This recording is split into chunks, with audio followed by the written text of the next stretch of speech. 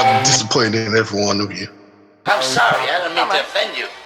I'm disappointed in every one of you. I kiss you on the mouth. No, I'm not cool with that. I'm sorry. One more time. I'm disappointed in every one of you. I mean, I'm dealing with degenerate animals. I'm disappointed in every one of you. Disappointed in every one of you. All right, come on. Honestly, I can't do it, man. I'm disappointed in every one of you. Let me tell you why. It's gonna be all right, Nicky. Go ahead, shoot. He just killed a fucking man. What are you going to do about it? Yeah, because you got nothing. You don't got a thing. Yeah, because you got nothing. You got nothing. I want to get out. I want to get out of this rat hole. I want to get online. I need BDA boxing.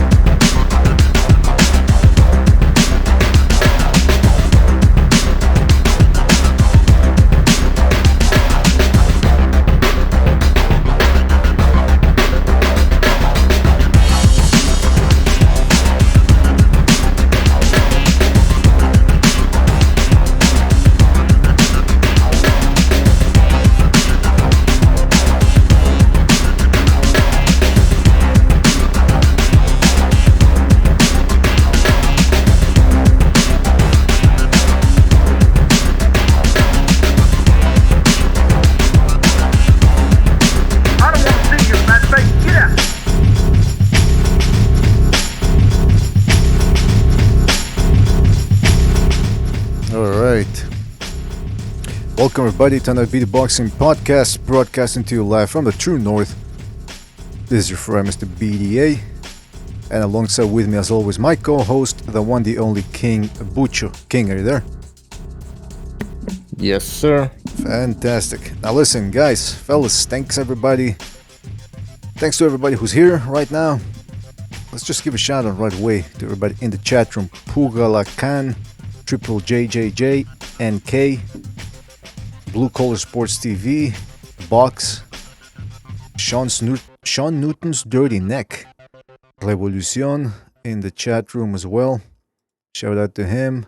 Nes Mendoza, Uncle Burnt Apostrophe, Game Time 79, Bay Area Boxing, Recognize the Matrix, Saint Brit, Virtuoso, Amak PvP, and many more to come, I am sure. Thanks everybody who's here. Shepherd of Sons, I think I mentioned him. Shepherd of Sons is like the Tennessee Williams, warrior poet. Obviously he wasn't a warrior, but you know, he's keeping everybody in check in the chat room. So thanks everybody who's here. We got a lot to cover. Don't forget to check out our BDA Twitter page and our BDA Discord page. That's where all the fun stuff goes, the community activism. And if you like the chat room, go on and check the Discord page. It's like a chat room without a show, which goes 24/7, by the way. And also, if you want to keep the gravy train rolling, you can donate via the Super Chat. You can donate via PayPal and Patreon. Every little bit helps, gentlemen. Every little bit helps. And if you don't have any shekels or any delectables that you want to give or you can always support us by clicking the like button, subscribing, and spreading the VDA gospel. That's plenty enough, if you ask us. So, in this episode, we are going to be talking about Tank Davis, who has relinquished his, I don't even know, 130-pound trinket. I don't even know which one it is. So, we're going to get that started. Bucho, take over for 2 seconds. I got to close the door here because it's not properly closed, all right? All right. BDA walks around naked, that's why. All right, hold on. Let me just open the chat here.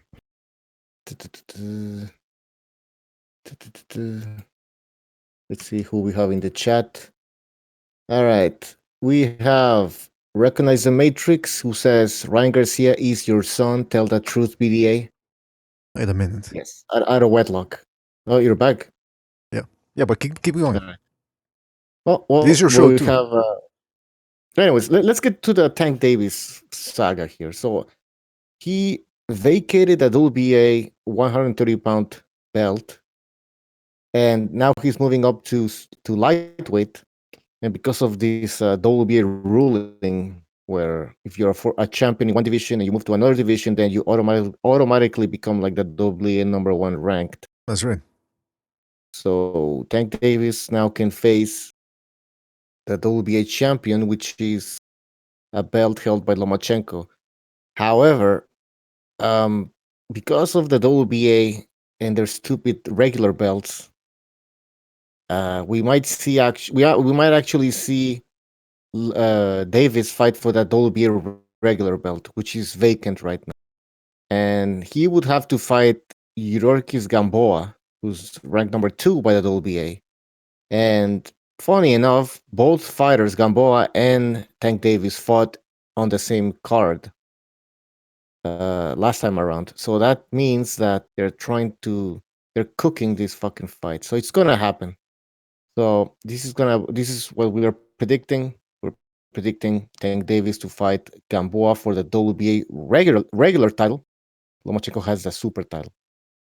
Okay, So okay. that's Because what's now going on.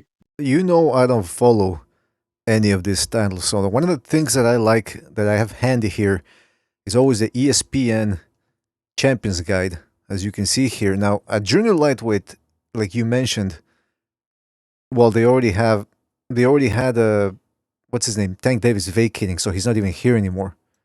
As you can see, they have Jamel Herring is a WBO champ.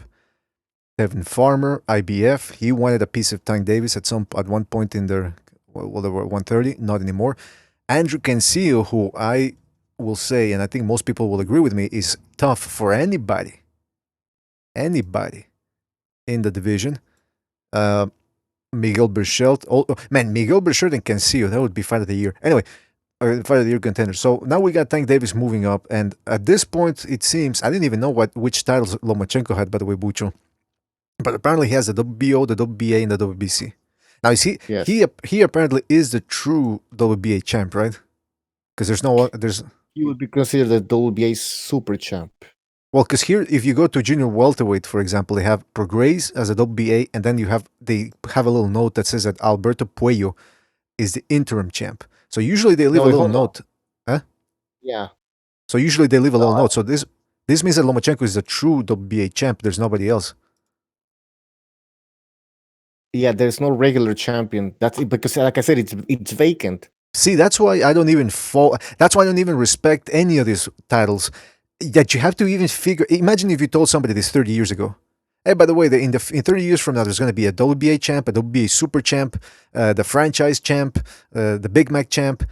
It's disgusting. It really is absolutely disgusting. One of the few things that really irks me in boxing, that really draws my ire and makes me go emotional, really, and not in a good way, obviously.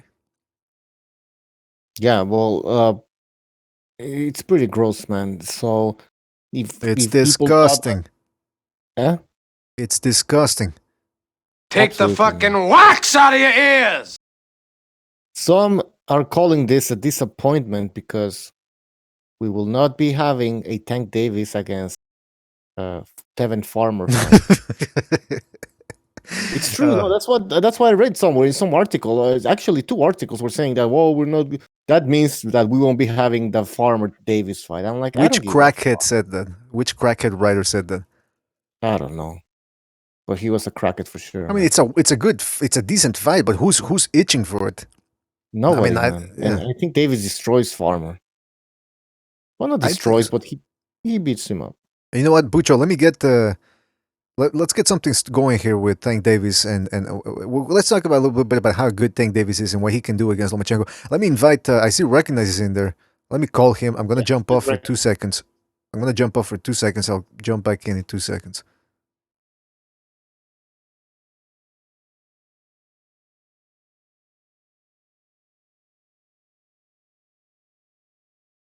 Okay, you know what? I tried. You I guys don't have any even. specific question? Here's the thing. I don't even have to call him because we already are in a group, you and I. So all I have to do is invite him here. We can send the invites here, I think. Okay. Did you do? Yeah, invite him, and you're gonna get kicked. Yeah, I got you. Okay, so yeah, Butch, I was rewatching a little bit the Tank Davis versus Pedraza fight, and when he finally got an opponent, because I haven't seen what's his name, Tank Davis, look fast in his recent fights. He just like sort of throws like a listless 1-2 and he gets his opponents out of there. But the last time he fought a good opponent, which was Pedraza 2 years ago, he looked sharp in there. I mean, he looked fast. He was getting hit though. Well, Pucho disappeared.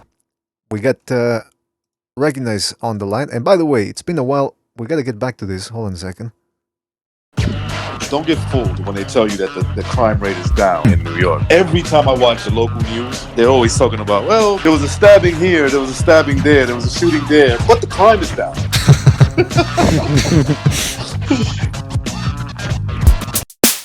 All right, we got Recognize the Matrix and Recognize. Are you there? Hey, what was that extra beat? I heard that extra beat.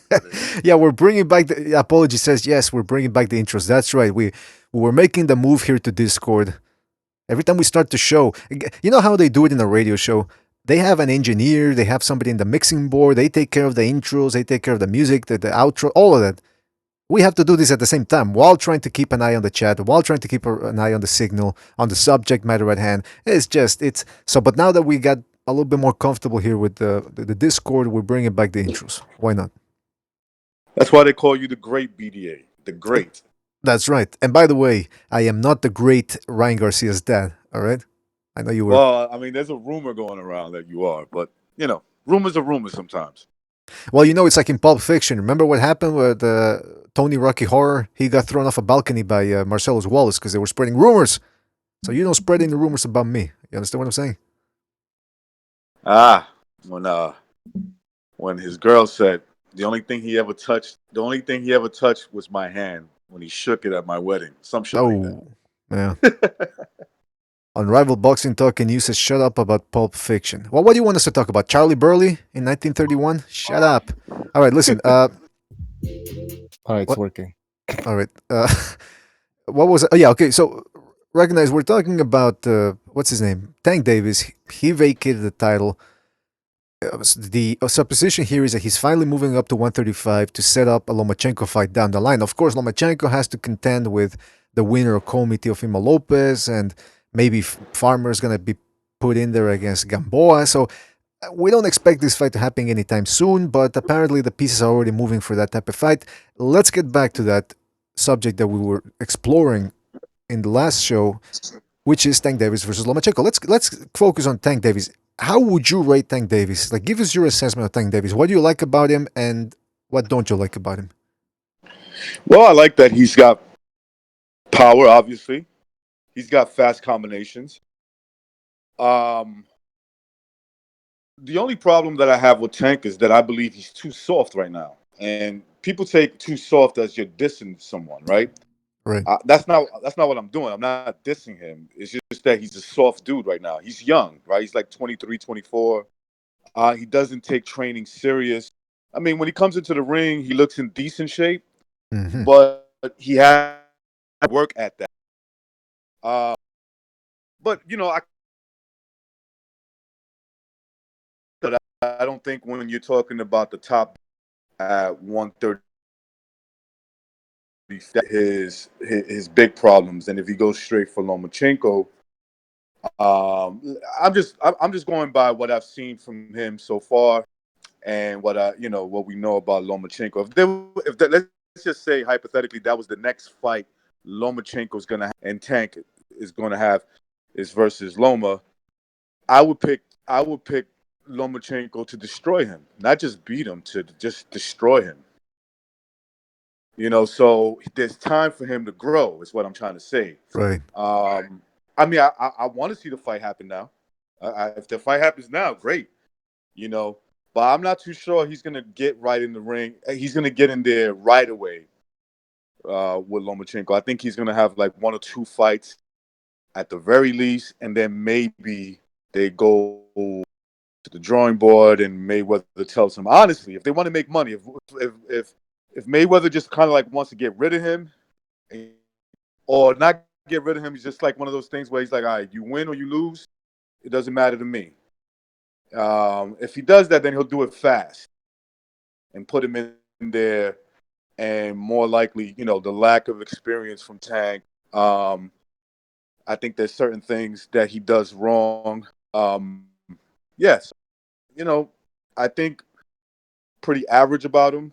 A little bit above average, honestly, because I can see him winning a belt there, maybe depending, on Rice. But as of right now, with the current champions, which is Comey, right, and Lomachenko, he probably has a hard time with either one of them. He definitely, in my mind, he definitely loses to Lomachenko. At the very least, he has a very hard time with Comey or Teofimo. That first of all, now you guys know me. I prefer the potential that goes on in the ring than the outside shenanigans. But man, wouldn't you like to see Tank Davis versus Teofimo Lopez just to see if Mayweather's involved in the promotion, and then you have Teofimo Lopez and his crazy ass father, both of them jawing at each other? That would be a nice little circus, if you ask me. I think so. Yeah, you're But right. But of course, though, here's my thing about Tank Davis, man. If you put him in there against Gamboa, all right, it's not that bad a fight. Gamboa has It's a good experience. test for him at this point. I think Yeah. that's a good test for him. Well, especially since he's been fighting subpar opposition so far. If you put him in there too quickly against Lomachenko, I think he drowns. So put him in there against Gamboa to start with. Just to start with, Gamboa still has a little hand speed. He has experience. Put him in there against Gamboa. But then do this. Put him in there against Javier Fortuna. Because Fortuna, people are going to say, oh, he's no Lomachenko. Okay, but he's not a bad fighter either. He's pretty quick. He's agile. He's nimble. He's got the Dominican upper body movement, which I don't know what it is with Dominicans, but that they got a upper body movement, that the loose rubber, Yorkie, kind of like. They hear that merengue. They hear that merengue. That's what it is. That's right. They had a merengue in there. So put him in there against Tank Davis. See how he does, because hey, Jason Sosa had trouble with Fortuna until he knocked him out. So this is the litmus test for Tank Davis. Can he get Fortuna out of there, or just not forget getting him out of there? Can he win rounds convincingly against Fortuna? Because he can't do it against Fortuna, he's going to have a hard time against Lomachenko.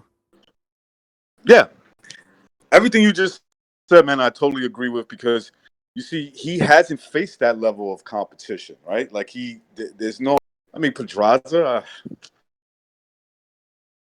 but he was touching him up. He was touching Tank up. And at times, Tank even looked a little gassed at that point, So, I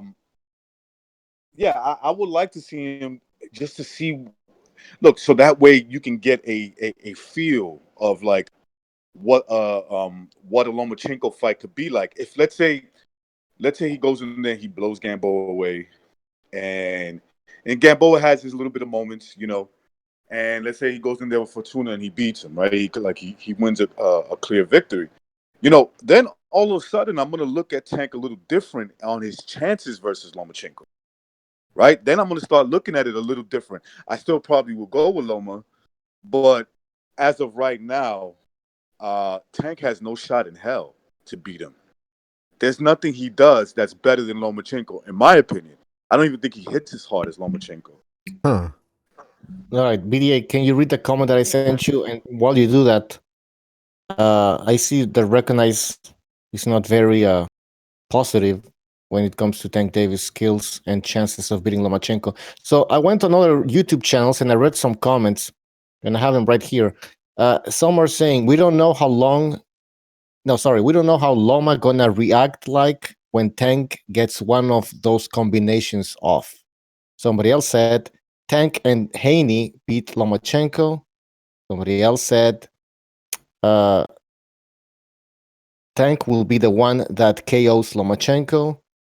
Somebody else said Loma never called out Tank in the ring or in the press conference. And then one YouTube channel, some guy from that YouTube channel says that he has Crawford above Lomachenko because of what he has seen inside the ring. Basically saying that he has been more impressed with what Crawford does in the ring. So there you have it. Some people give Tank a chance. I mean, I do think Tank. I don't. Tank looks. He looks quick. Against Pedraza, he looked quick. He does go to the body, which I always like, and he does have good snap on his shots. Now, Recognize is pretty adamant about. Okay, hold on, Bucho. The thing on top. What do I do? It's already on. I don't know. It's not showing up for some reason. I'm seeing it. It's Akib Rafik, Chris K. Virtuoso. You don't see that? You don't see the names on top? Anyways, okay. All right. Anyway, well, a little technical jargon here, fellas. We're talking shop. Anyway, point is, Recognize doesn't give Tank Davis a chance against Lomachenko. What about you? Is the power legit from Tank Davis? Can that cause Lomachenko some problems? The way Campbell's power was causing him problems? Yeah, but it's how you set up those punches, right? What's he gonna do? Yeah, swing, and then maybe that one punch is gonna land on Lomachenko. You know what I mean? Like he has to set those up. I don't know. I don't know how he's gonna do it, man. He's gonna really have to use his legs in that fight. Well, let's see what people in the chat room. How hard does he hit at 135 though? It's a good question. That's a good question. Yeah, Lomachenko's not big, so maybe. Well, look, against what's his name? Against Gamboa, he should get Gamboa out of there. I mean, if he doesn't get Gamboa out of there, I'm gonna be disappointed. Because Gamboa has been, you can get to him. Crawford took him out. That Mexican dude, what was his name again? I already forgot him. The guy that lost to Jezero Corrales. Yeah, that dude that beat the crap out of Gamboa. I forgot his name, man. Yeah, he had like 12 losses going into the fight. He's like a journeyman. Yeah, so, and then of course, even in the fights that Gamboa won, some of them he got dropped bad. So, if Tank Davis is as good as people think he is, he should knock Gamboa out. And he's already Gamboa's already 36 or something like that, I think. Can you believe that? Yeah, he's about 36, 37. Jeez. Which means in Cuban age, he's probably like 41, 42. Yeah, he's an old man. He's walking around. I think I saw him with a what's it called? What those things that they carry around? Coloscopy bag. Yeah, I think I saw him walking around. Nah, I'm kidding, obviously. I know. It wouldn't surprise me, guys. It wouldn't surprise me right before the Tank Davis fight, 2 hours before they come out, he's in the back. He's in the back there getting dialysis, just like Luis Ortiz, his countryman. Because these guys, they got some. Listen, the Cuban medicine is pretty good, right, Bucho? I think the Cuban healthcare system is pretty good, but once they get to the United States here, I think it just screws up their health, and they have to get dialysis or chemo before. I think he was getting chemo. It was dialysis or chemo right before the fight, I think. Wait, yeah, cancer? Yes. Yeah, I think he got it from Daniel Jacobs. It's contagious. He came down with the cancer. Came down with a little bit of the cancer. All right, so, but seriously, what about Tank Davis? So, Bucho, you think that Tank Davis's power is not even that great and that it's unproven, especially at 135? No, I said I want to see his power 135. But listen, when it comes to Lomachenko, it doesn't really matter because Lomachenko is not a big welterweight. Big lightweight. I'm thinking overall, if Tank Davis fights a big lightweight, I mean, is the power really going to be that? I think the power is going to be there, but is it going to be the same as at 130? I don't know. We saw Loma get hit by Campbell, who's a power puncher. So yeah, he is a power puncher. He's a bigger man. He's a bigger man than Tank is by a whole lot. So, it's kind of. It's like I think right now Tank needs like a prayer shot to land and to like get him out of there, because I don't think one thing about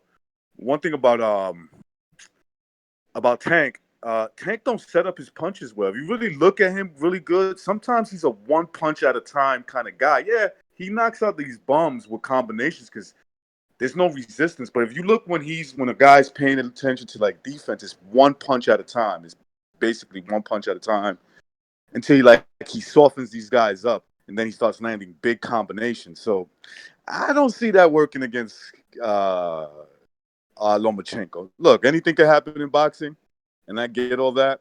But if usually skills pays the bills, then when it comes to skills, Tank is not at that level, bro. He's not, you know, he's a baby. There's a reason why Floyd Mayweather threatens him with the Lomachenko fight every time they get into a little beef.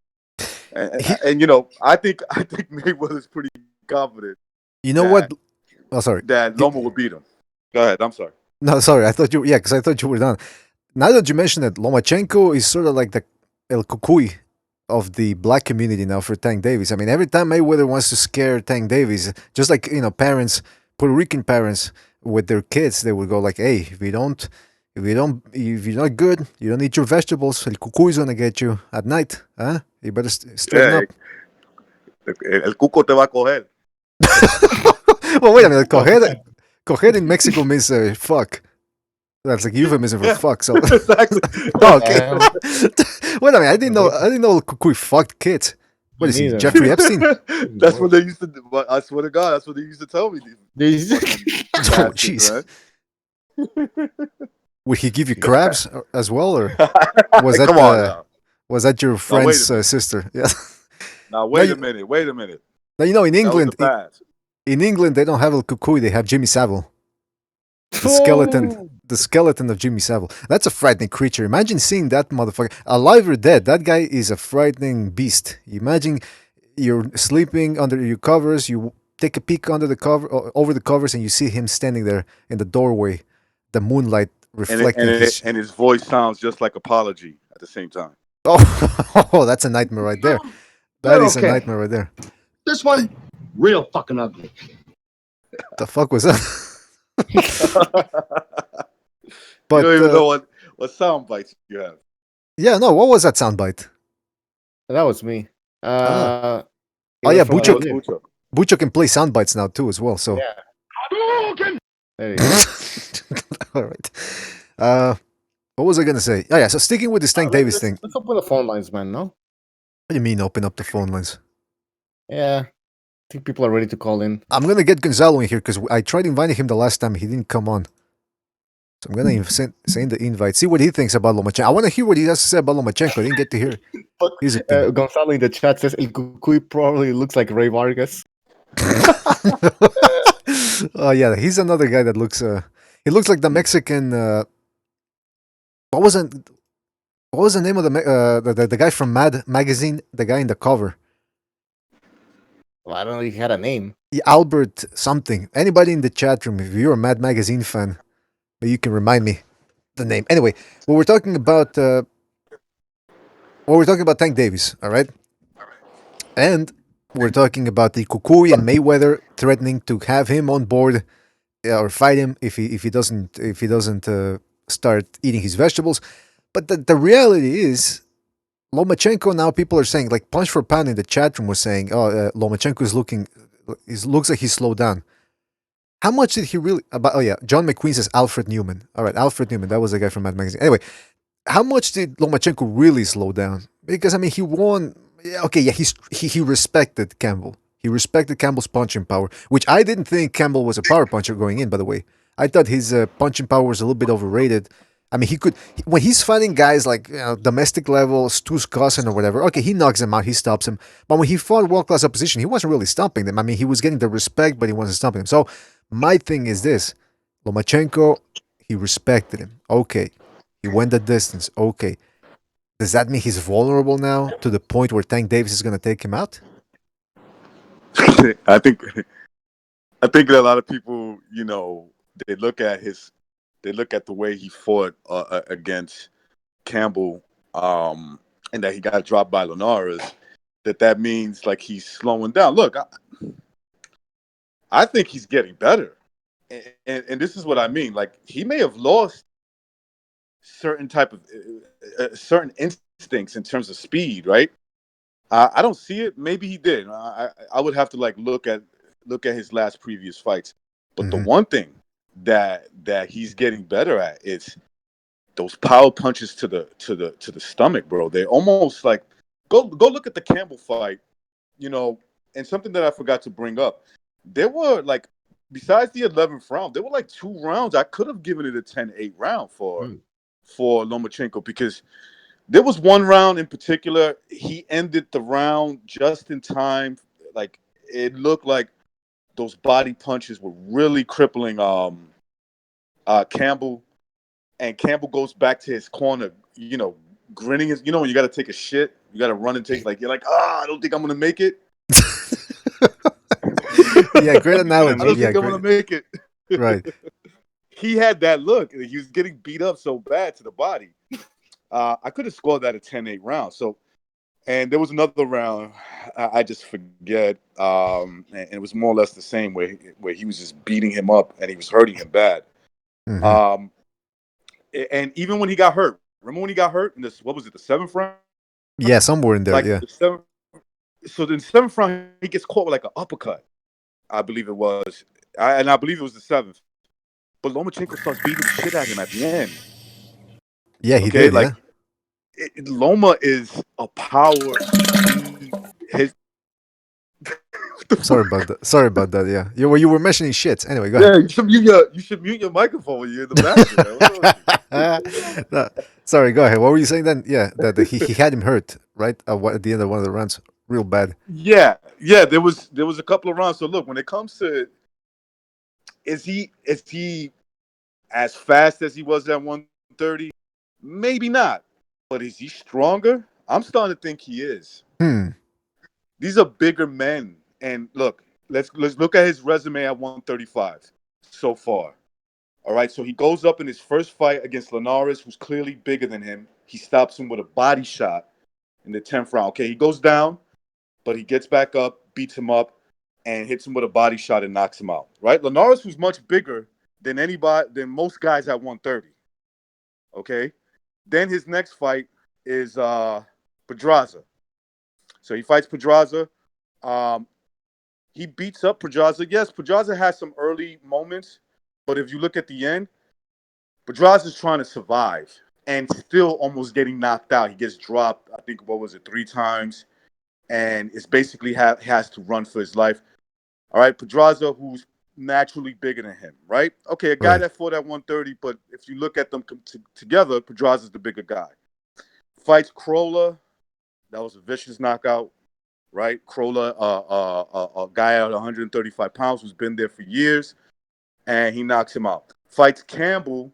Campbell goes 12 rounds, but he drops him. He's hurting him. So I think there's evidence that, at least for me, that shows that at 135, fighting bigger men, I think he has more power now. So he's growing into his power, or he's learning how to hit more with power as he went up. In other words, his technique has gotten better.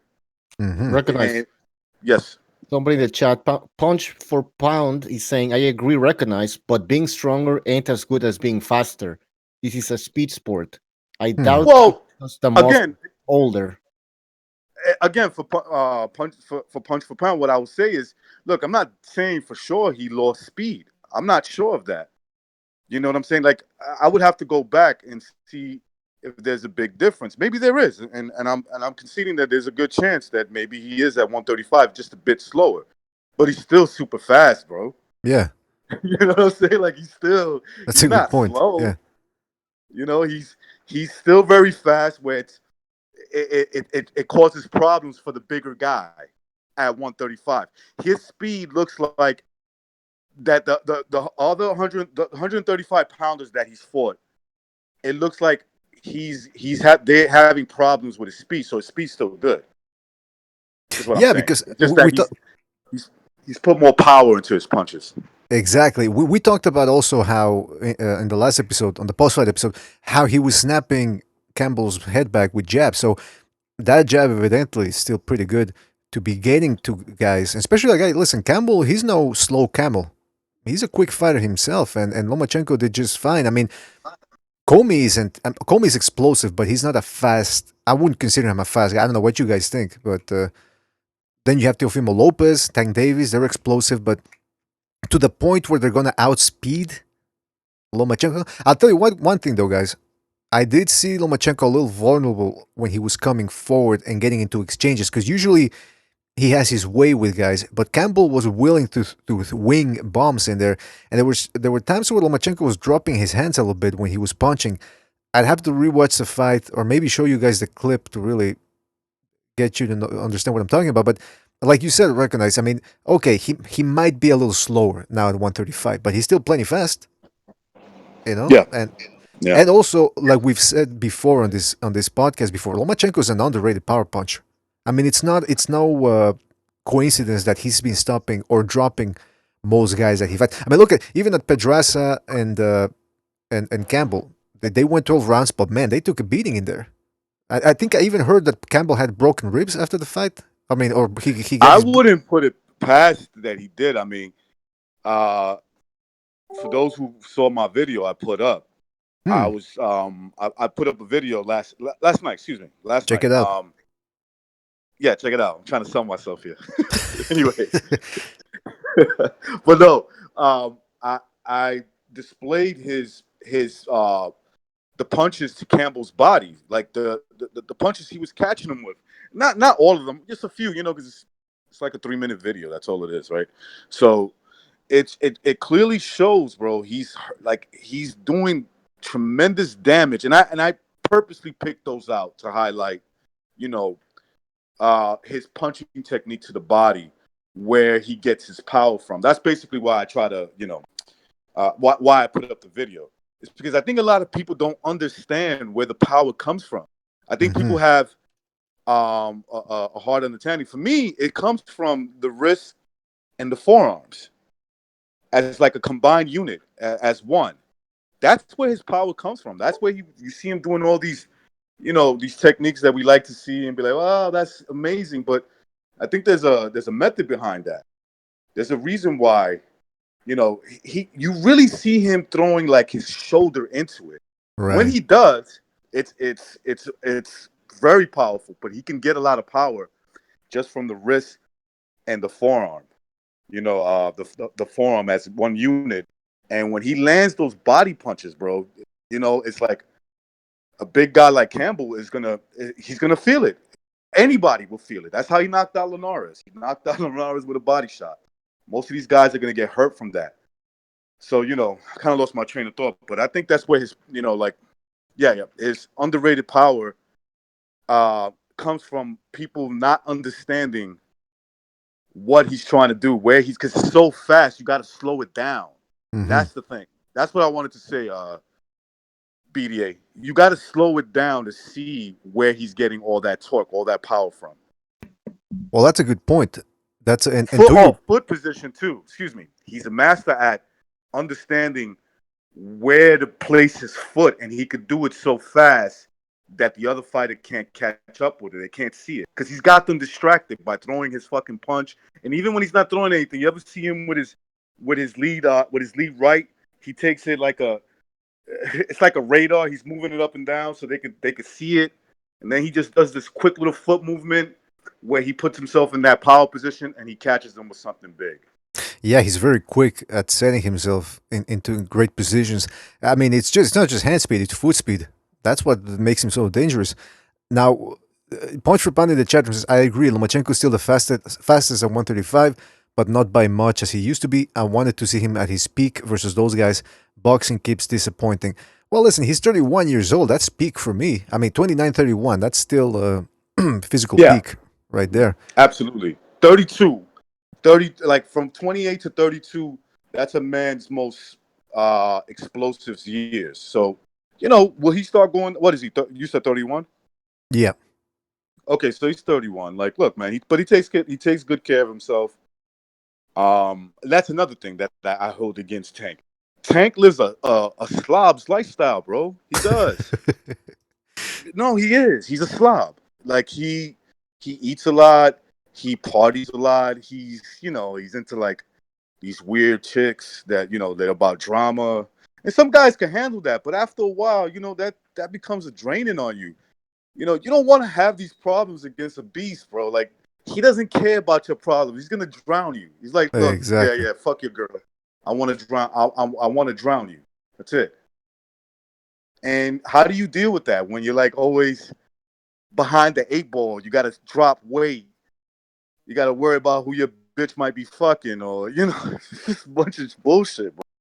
The kid needs to get straight. And credit to Mayweather. Mayweather has tried to move him out of that environment. He has. He just doesn't want to. Doesn't want to leave that, the lifestyle. Yeah, man. I The mean, life, he's what? the lifestyle. It's the Yeah, the lifestyle. lifestyle of a show off. But you're right, because he does look fat in between fights, like you said. He's a slob. And let's not forget. Okay, you can be worried, recognize about the ladies, the drama. So other people can be worried about the food. Other people can be worried about the friends that he hangs out with. The gangbangers and all that. I'm more worried about the undercover lifestyle that he might be into. You know what I'm talking about? That's Because that if you too, yeah. because if you listen to the lyrics of, he's got a rap. He's a rapper too, by the way. He wants to get into rapping, and some of the lyrics you guys know in the chat room. You're familiar with the type of lyrics he sings about. Let me just play you a little clip again of Tank Davis's rap career. I think about this dude that I fucked last night, and how his dick was big and his ass was tight, sucking on my cock like a candy cane, rubbing on my balls and fucking out my brains. One never knows when the homosexual is about. He may appear normal. All right, see, but that's what I'm saying. That's right. That's right. I'm worried about the AIDS getting him. That's You what worry I'm worried about the about. down low stuff that he's involved with. That's right. That's what I'm worried about. Look, it's funny, Look, I have no idea what he does, but the one thing he definitely does is that he hangs out a lot, he parties a lot, he involves himself with women that look. I'm from the all of us have like experience hanging out in the streets, right? He's Oh, yeah. attracted to these women that are full of drama, and when you a boxer, an athlete, you may think because it's like, look, it takes a lot out of you. You want to prove to everybody that you can handle shit like that, and he's probably in that world where he's like, yeah, I can handle I know how to tame a crazy bitch like the girl I'm with right now. Like on other dudes, that's because they were weak. I'm Tank, I could tame this hoe. Okay, fine, maybe you might, but it's for her. You got to go buy her shit, you know, and constantly worrying about what she's doing, and your boys trying to play you and fuck your girl just to say they fucked her. Huh. Like, I know that's what he's going through as a young man. And how can you possibly be on the same level mentally as Lomachenko? Like, let's think about that for a second. Yeah. Like, the lifestyle he lives, how is he on the same level mentally as Lomachenko? Like, explain that to me. Yeah, I mean, just look at just compare their amateur and professional careers so far. Lomachenko, 2 gold medals, international amateur superstar. Tank Davis, all right, good amateur, impressive enough to get the attention of promoters before he even turned pro. Fine, that's very good, but not Lomachenko's level. And then take a look at their professional careers. Since the Pedraza fight, he's been fighting a bunch of Mexican tackle stand guys. And he, other than that, he doesn't seem to want to push it. Then there's also the rumors that he's getting into fights with Mayweather, his promoter. He's angry. He's getting into fights with the Charlos too, hanging around with Adrian Broner. Never a good sign. Like you said, the drama. It sounds like he's living the life of chaos. And we all know chaos is very feminine, where order is very masculine. So That's right. he's living a very feminine lifestyle. He's not gonna beat an alpha male like a dude who got his. He's got to. I would say he just got to punch his chance. That's it. He's got to punch his chance against a guy like Lomachenko. At this point, things could change later on, but right now he's. I only see outside of a puncher's chance. And that would have to be one hell of a puncher's chance because he's gonna have to crack the shit out of Loma to get him out of there. But if you don't get him out of there, man, come on, man, he's gonna drown. You're gonna see that. You're gonna see Fat Boy flaring his arms around like, oh, man, Come I on. can't breathe. Why you gotta call him? Why you gotta call him Fat keeps Boy? punching you. He's just look. You screaming, I can't breathe, and he just keeps punching you. What the fuck? He's gonna tap out. The referee's gonna stop the fight. They're gonna be like, yo, it's over for you, bro. Why you gotta call? Why you call him What do you gotta call him, fat boy? That's uncalled for. By the way, when you were talking about chaos, this is recognized. By the way, he said chaos is feminine. You sound like a new age guru or something. That's what you sound like the master. I actually got that from Jordan Peterson, but it's actually Ah, there very you go. true.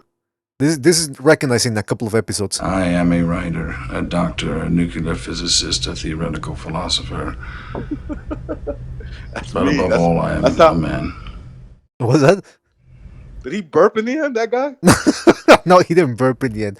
Your fear of This is recognized giving a pep talk to Tank Davis before the fight. your fear of capture and imprisonment is an implant from millions of years ago. I don't know what you're on about, recognized, but keep it up, man. Keep it up. You're gonna start a cult, the first Puerto Rican cult leader. That's what we need. Every other cult leader, it's always Australian or fucking from Belgium. No, we need a Puerto Rican cult leader. All right, the phone lines, are they open now? I don't know. You tell me. Well, Did you set everything up? to recognize. What?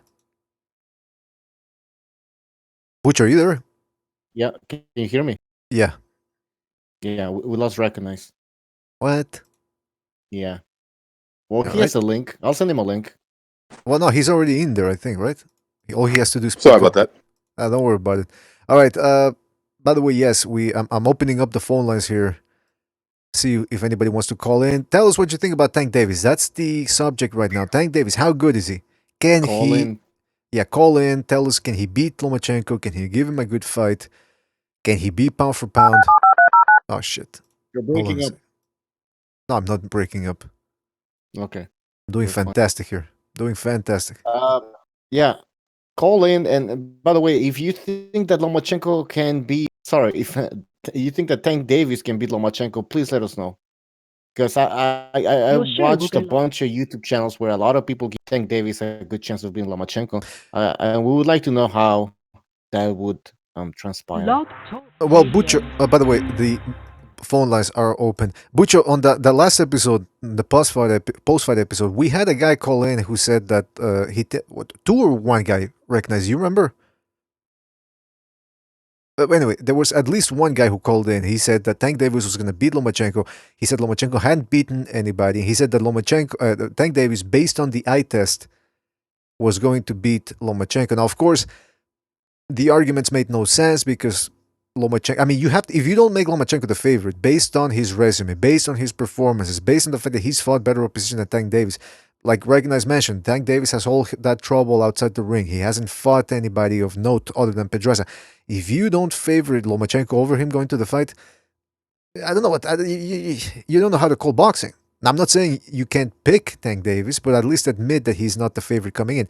But anyway, we've had people say that, Bucho, that he hits too hard. He's gonna hit him. He's gonna land something, and Lomachenko's never seen that type of power before. That seems to be the. Is that what you saw in the comments? Yeah, they just said he would knock him out, but nobody really broke that down. It seems to be the same. They can't, Bucho. They just look at. You know what they do? They look at the numbers. These are not boxing fans, bro. They look at the numbers and say, well, the numbers say, Tank out of 22 fights got 21 knockouts, where out of 15 fights for Lomachenko, there's only 10. But they don't take into consideration. Look at the records where these guys were, all Lomachenko's opponents, and then look at Tank's, and then you tell me who has the evidence in terms of numbers of more power. I would say that leans Lomachenko. Absolutely. And by the way, I forgot to mention, he dropped Pedraza, gave him a beating in the last 2 rounds. Same thing with Campbell. And also Gary Russell Jr., the other guy who went 12 rounds with him, he was also getting broken down in the last round. He was on the ropes, on the corner actually, flopping around in the corner, almost getting dropped. This Lomachenko is a dangerous guy, man. He's a body puncher and a power puncher. So he's hurt and dropped He's hurt and dropped just about every opponent he's fought. Yep. Mr. BDA, we have a phone call. Okay. 818. You're on the line. 818. Hey, what's up, everybody? It's Muscle Memory. What's up to I'm guessing it's BDA, Bucho, and Recognize, correct? That's right. Awesome. Can you guys hear me clearly, by the way? I can hear you fine, baby. Okay, because whenever I go back and I revisit these videos, like the phone calls, like for some reason, since I guess I'm calling in, it just sounds really distant and the volume is low, but like everything's like up to like the max on my phone, so I don't know. Well, let's recognize the psychologist to analyze what you just said. Distant and faint. Recognize, do you think that's how he feels among society? He feels distant and faint and disconnected to society? Who's this again? I'm sorry. Muscle memory. Hey, Does muscle memory feel distance and afraid of society? Forget it, man. Forget it. All right. Muscle memory. Yeah, What? Yeah. Yeah, I wanted to say to Recognize, last time I overheard you say that you had agreed with me when I said the Loma fight's going to go something similar to the Golovkin and Jacobs fight, correct? Yeah, I thought it was a little bit more dominant, but I think you was pretty spot on. Yeah. And I think with this whole Tank Davis situation, it's kind of similar to like, well, imagine if like after Loma had beaten Jacobs and then you hear about like, oh, Charlo's moving up to 160 and some people are like favoring him, you know? Like this is like how it's like similar to what's going on now basically with like Tank going up. Personally, I think he's pretty like irrelevant, you know? So let me ask you, muscle memory, what do you think about an actual fight? First of all, if you are, let's say you're Tank Davis's promoter, and I suspect you don't throw him in there against Lomachenko right away, who do you pit him in at lightweight to prepare him for Lomachenko? Who would I want to fight before preparing myself for Lomachenko, basically? Yeah, 135. If I were Tank? Well, first of all, I don't think Tank has any say in what he does or who he fights. Oh. I'm sure he has, you know, like promoters and, you know what I mean. Handlers, but yeah. I guess start with like, maybe like somebody like a Jason Sosa. Yeah, that would be a good fight. What do you guys think? Jason Sosa, tough guy, explosive, football background, so he's got that natural explosiveness going. What do you think? Yeah, Jason Sosa is always a tough fight. He's always a tough fight, but like these are fights that he should have. That I give Tank a good shot against these. You know, I might pick him to win, maybe off of expectation. Nothing solid, right? Like he hasn't fought a guy like Jason Sosa yet. You know, so I would say, well, maybe Pedraza, you could say is at his level, but those are fights that he should be having, man. Absolutely. He should be getting those fights, and he should be matched tough because it's gonna be tough against Lomachenko. He might have to do what Campbell did. He's probably gonna have to do what Campbell did, which is to come back from almost getting stopped and really try to get back at Lomachenko. Muscle memory. You mentioned Jason Sosa. That's a very good selection. That's an excellent selection. Well, now, what do you think about an actual fight between Tank Davis right now and Lomachenko? Oh, it's way too early. I don't see it happening anytime soon. Maybe like late 2021 or something. He has so many years ahead of him, Davis. I doubt his handlers are going to rush him into a Lomachenko fight. But you never know. Then again, like look what happened with like Canelo and Mayweather, and then Canelo like took off. You know, like after the Mayweather loss, it actually helped his career, if anything. So you never know. But personally, I don't think he's going to be rushed into that fight anytime soon. I think it's way too early. Maybe age Lomachenko to like 33 or something. Mm-hmm. At the moment, Lomachenko beats him convincingly. So unless like one of you guys said earlier, like if Tank Davis's only chance is to like a lucky punch, basically. Well, it's interesting also because the theory that people throw around is that Tank Davis is waiting for Lomachenko to get old, which would make sense because okay, Lomachenko's already 31. You wait another 2 years, which goes by fast, by the way. He's 33. Tank Davis at that point would be what, 28, 5 or so, almost 10 years 26. younger, right? Yeah. So he would almost be almost 10 years younger or somewhere about that. So that would be a huge advantage when you're in your mid 20s and the other guy's already 33, nearing 35. It could make a difference. I'm not saying it's going to, but it could. And well, the lighter they are, the quicker they age, right? that's a good point. That's a good point. That's a very good point. That is a good point. Yeah, that's true. I mean, Manny Pacquiao is a rare case, right? Like, wouldn't you guys say like that's pretty rare for a guy who started off that small? He still he hasn't aged as much. You know what I'm saying? Like one of those rare cases. You know, Lomachenko looks like he could do the same, but looking like he could do the same and actually doing it is two different things. So we'll see what happens. But I think Mayweather already set the game plan. Maybe it might change, but I think Mayweather. Let me just finish this one point. I think Mayweather laid out the game plan that when he said this, he said pretty soon 40. Yeah, in like 9 years, you stupid motherfucker. But yeah.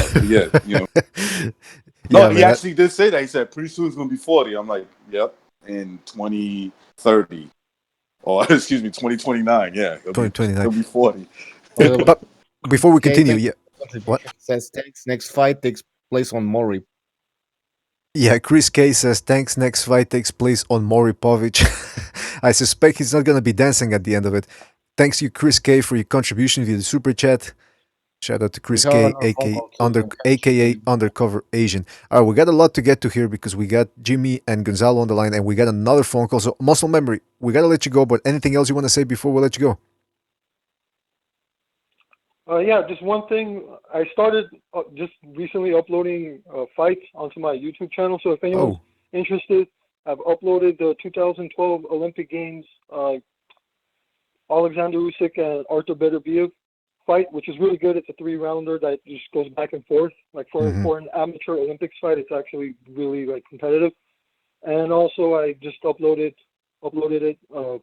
Beterbiev's last fight with Hot Rod, and they're both like in 720 and 1080 quality.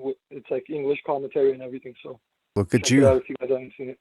Look at you going all out with your channel. All right, so what's the name of your channel though? It's just Muscle Memory, or? Yeah, it's my username, just Muscle Memory. Yeah. All right, fantastic, guys. Check it out if you want to see his selection of boxing fights. And again, thank you for the call, Muscle Memory. Thank you for calling in, man. Call back next time. All right, take it easy, everyone. Take it easy. Stay safe down there. Down there. I don't even know where he lives, but all right. Well, let's move on to another phone call real quick. 805, you're on the air. 805. You guys can't hear my phone call when I'm on, right? No, we can't hear you. Recognize. All right, sorry. Yeah, 805. You're on the air. 805. All right, what's up, guys? I'm clear though, right? I don't want to sound smudgy or blurry. Yeah, you're sounding fantastic. All right. Just the thing about like Gervonta Davis, I don't think anyone's really bringing it up. He is a title holder or ex or former. I don't know what the situation if they gifted him another one. So he should be ready for Lomachenko, regardless of what anybody says. If you have a title, you have to fight other title holders also. At least that's just my opinion. On the weight issue, he's already been proven not be able to make one the way he's currently at, missing weight. That's how he got stripped of the title. So a fight with Lomachenko absolutely is within the horizon. So I don't see why they really don't do it unless they're just protecting Gervonta. Well, Recognize alluded to that about how Mayweather keeps using Lomachenko as el cucuy, or chupacabras, as Gonzalo would say. He's telling him, hey, listen, if you don't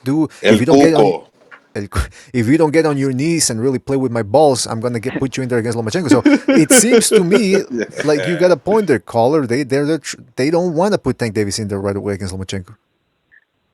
And by the way, the caller's 100% they don't. right. I mean, his best win he's was ready against to fight Pedraza and Go ahead. No, I was gonna say, caller, you're 100% right. If they're ready to put him in there in title contention, then he's ready to fight guys like Lomachenko. They're doing this double talk. Yeah. Oh, it's like a double talk that they do, right?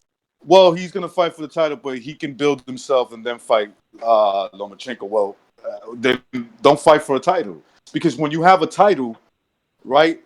It's like anything. I'm claiming that I'm the best at something. Somebody who's on the same side of the street as me is gonna say, "Hey, you forgot about me, bro. Nobody can claim they're the best until they fight me."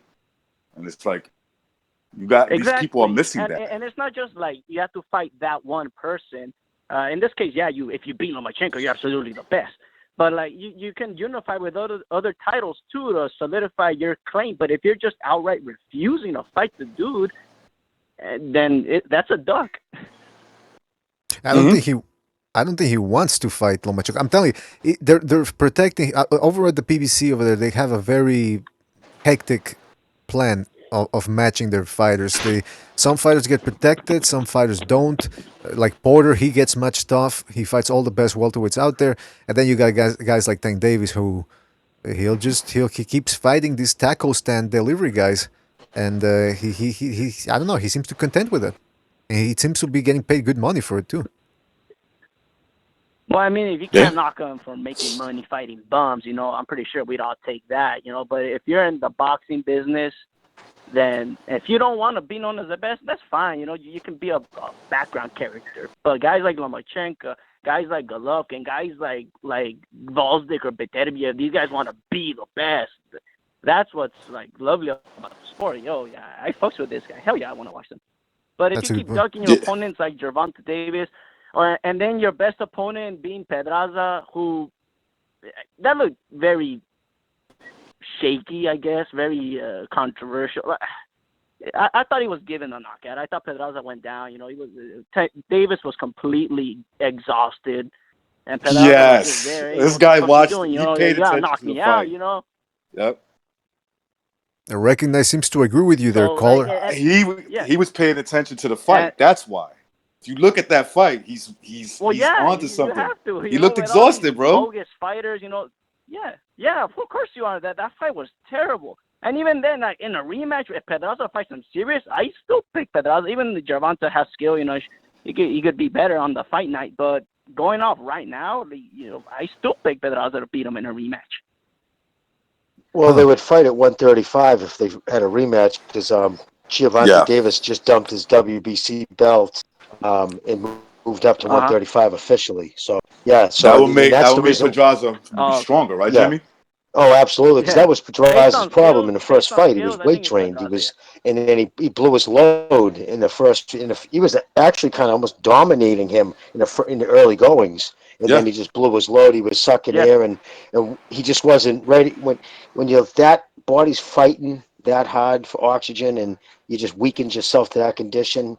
You want to do things, your body just doesn't respond. So I do say yes. The Pedraza who fought Lomachenko was the fight in that night with Davis. He would have won going away.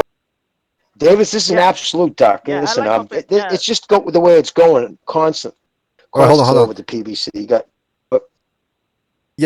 Okay. Well, finish what you were gonna say, please, Jimmy, and then we'll get the caller to respond. Oh, I didn't know the caller was still. Oh no, I'll let the caller talk to him. Let him finish. I'm sorry, I didn't know he was still going. All right. Same guy. We got the connection. The connection's a little iffy. That's why. All right, caller. Anything? I'm sorry. Yeah, caller. Anything else you want to say before we let you go? No, that's about it, guys. Regarding Gervonta, I think we should all just really forget about him until actually does something, and just look forward to this next fight with Lomachenko. It might be some pleb while they prep him for Comey and Lopez, which I think Comey's gonna win, by the way. But I think the lightweight division has a bright future with Lomachenko in it. Absolutely. All right, good call there, 805. All right, and guys. All right, guys. Take it easy, everybody. God bless. Bye-bye. You too, man. Call back next time. Take all care, right? Good call, man. And good points, man. You made some good points, bro. All right, so Jimmy, you were saying? What I was saying was, listen, there's a lot of problems. It's even they said Stephen Espinoza is like becoming almost.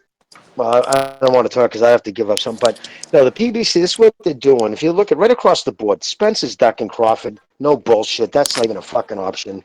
You got Charlo ducking Jacobs. That's not even a fucking. I mean, both ran their mouth until they were approached by both fighters in public, and they were like tripping over their tongues to get themselves out of it. Davis wants no part of Lomachenko, no matter how much of the haters on Twitter want to say he's the fucking new heir apparent to, to what knock out the fucking hype job. But it just, the PBC is putting fucking one. They sold a bunch of sparring sessions to Fox, and this is important. I don't know if anybody's talked about this because they're gonna find out that Mickey Garcia carried that Spence pay-per-view. Whether he got trounced in that or not, he carried that. That thing did 360,000 buys, right? So now Spence's second pay-per-view is gonna be against Paul. I ask you, does anyone here think it even does half half of that? It'll Be do shocked if it does 100. 150,000. If it does 100, I would consider that decent. So what does that say about that boy's brand? You know what I mean? That's never a good sign when, you know what I mean? You're supposed to be the star, the pound guy, and your pay-per-views are going to be cut, I guarantee you, at least half from your first outing. So meaning, you know what that tells you? Tells you his name doesn't warrant pay-per-view status yet. It can't carry a pay-per-view by itself. So this is just more PBC shoving fucking fights that should be on Showtime or regular on a pay-per-view. And it's gonna hurt Spence's brand, my opinion. Apparently, initially the Spence fight wasn't gonna be on pay-per-view, and there's rumors that Spence, he was pissed off at the PBC. He was. Yeah, he was. That was true. Oh. That was true. He kicked up a storm. He wanted more money, dude. Yeah, of course he thinks that the whatever they sold in the Mikey fight, he feels that he had a lot to do with it. And I tell people, man, listen, the Mexican fan base is where it's at. That's where it's at, bro. Absolutely, they supported that. All the evidence proved that too. All the evidence proved it. I bet you if you can locate where those pay-per-views are being bought at, you'll see that they're in Mexican communities. I don't know if there's a way of doing that, but I bet you if there is, I bet you that's exactly where you would see them at. So, Jimmy, you think that this pay-per-view is going to lose money? Well, it depends. I don't know what the guarantees are yet. I don't know what they're guaranteeing Spence.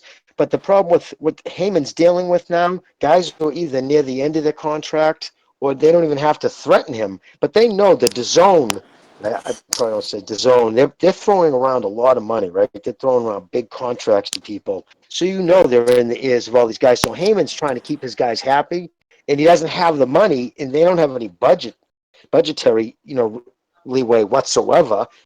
So it's either put it on Fox, and this is the small amount of money I have left from that 50 million. I have to dice it up between all these fights. This is what I can offer. And Spence's people were like, nah, because we would have been under 2 million. He was like, no way. So in order to appease him and his people, they have to put it on pay-per-view. But they're not looking down the road. It just doesn't look good when your pay-per-view numbers plummet. It doesn't look good for fucking promoters. It doesn't look good for places putting on your show. People want to put in money in that. It's not a good sign to go backwards. They're going to be a Fox pay-per-view or Showtime? Fox, I believe. I think it's Fox. Fox. I think it's Fox. I think they want to go that route from now on. By the way, Jimmy, I wanted to say something because you were talking about Porter Spence and you said that boy, and I'm thinking, he called he called either Porter or Spence boy. You're gonna get in trouble, man. You're gonna get in trouble. Mr. BDA. You know what it is, dude? When you're my age, they're young enough to be my sons. So that's exactly. Hey. Around here, dude. Yeah, around here we call kid, boy. You know what I mean? Hey, Mr. BDA. It means yeah, that's hey, true. Jimmy, and by the way, hold on. I'm gonna let you speak, Gonzalo. Don't worry. All right, but man, let me just fucking speak. Yeah, I'm gonna let you, man. Take it easy, Gonzalo, man. calm down. Yeah, take it easy. Jeez. Go ahead, dude. Go ahead. Go right the fucking head. Okay, I'm gonna talk. All right. I'm sorry. Well, go ahead. Fuck. Don't encourage him, Bucho. What is nah. Yeah, that laugh from Gonzalo was what the fuck? No, that laugh from fucking Bucho was. I mean, yeah, from Bucho. Yeah, sorry, Bucho. Hey, Gonzalo, you there? Yes, sir. All right, good to have you on board, man. Just playing around there with the soundboard a little bit, but good to have you on board. First of all, second of all, listen, we're talking about Well, we're talking about Lomachenko, Tank Davis. I didn't get to hear your take on Lomachenko because you didn't come on the post-fight show. But just real quick, can you just break it down for us? And then we'll get back to Spence Porter maybe. But Lomachenko, what did you think about his performance against Campbell? Really good, really good. Dominant performance. He started off basically how he did with Pedraza, kind of like down. Well, that he did do within the first 3 rounds, but pretty much, playing tit for tat with his opponent, so he can draw him out and basically, download the information to see what his opponent was going to do. Right. And basically, Campbell mirrored that, just the same as Pedraza. They try to play, the back and forth game. And by doing that against Campbell, he lost the first round, and a lot of people thought it was even, like in the first 6 rounds, to where, no, obviously Lomachenko was boxing. He was just doing a little bit and establishing his boxing and looking to break him down in the later rounds, which he was close to stopping him, right? And if it wouldn't been for Campbell's takedown, and he hit him to the nuts too, to where he was able to get a little time, he lasted the whole 12 rounds. Similar to like what Pedraza did, Pedraza, he fell, but Lomachenko went for the kill and couldn't quite, get the knockout. But yeah, it was good performance, and I think people are starting to key into the blueprint of supposedly how to beat Lomachenko. It's by pretty much not letting Lomachenko establish his pace within the first few rounds, but they eventually Lomachenko's able to dominate and win. But yeah, I thought it was a good fight. Yeah, that's a good point, because we were talking about that in the post-fight show about how most people think, the way to beat Lomachenko is you got to rush him. It actually might be the opposite. It might be to make him come to you. Although now he's proven now in his last couple of fights that he's a pretty good pressure fighter as well. And by the way, before we continue, we got to take a phone call here. 337, you're on the air. 337. You also got. What's good, family? Hey, what's up, 337? What do you want to talk about? Tank Davis, Lomachenko. I think it's a good fight. I think it's close to 50-50.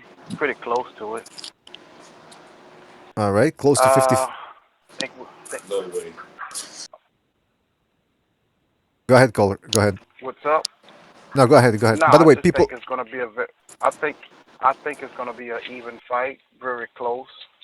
I would like to see Lomachenko fill into that 135. Not really fill into it, because I'm pretty sure he can fill into it, but just get used to the power up there and the bigger guys. I think he could beat Lomachenko. Well, he certainly has a shot. I mean, it is boxing after all. It's not a done deal. That's why they fight. Can I ask the caller? Now, what are you basing that off of? And I'm just asking straight up, like, what do you see in Lomachenko that you think Davis can exploit? And I'm just asking for your opinion. That's all. I just think that Davis is a very good boxer. I think he being in the Floyd camp, learning, and he's undefeated. He got power. He has a lot of good power, and he's good, man. The kid. Without a doubt. Listen, I agree with you. His explosive power. I rate his power very high.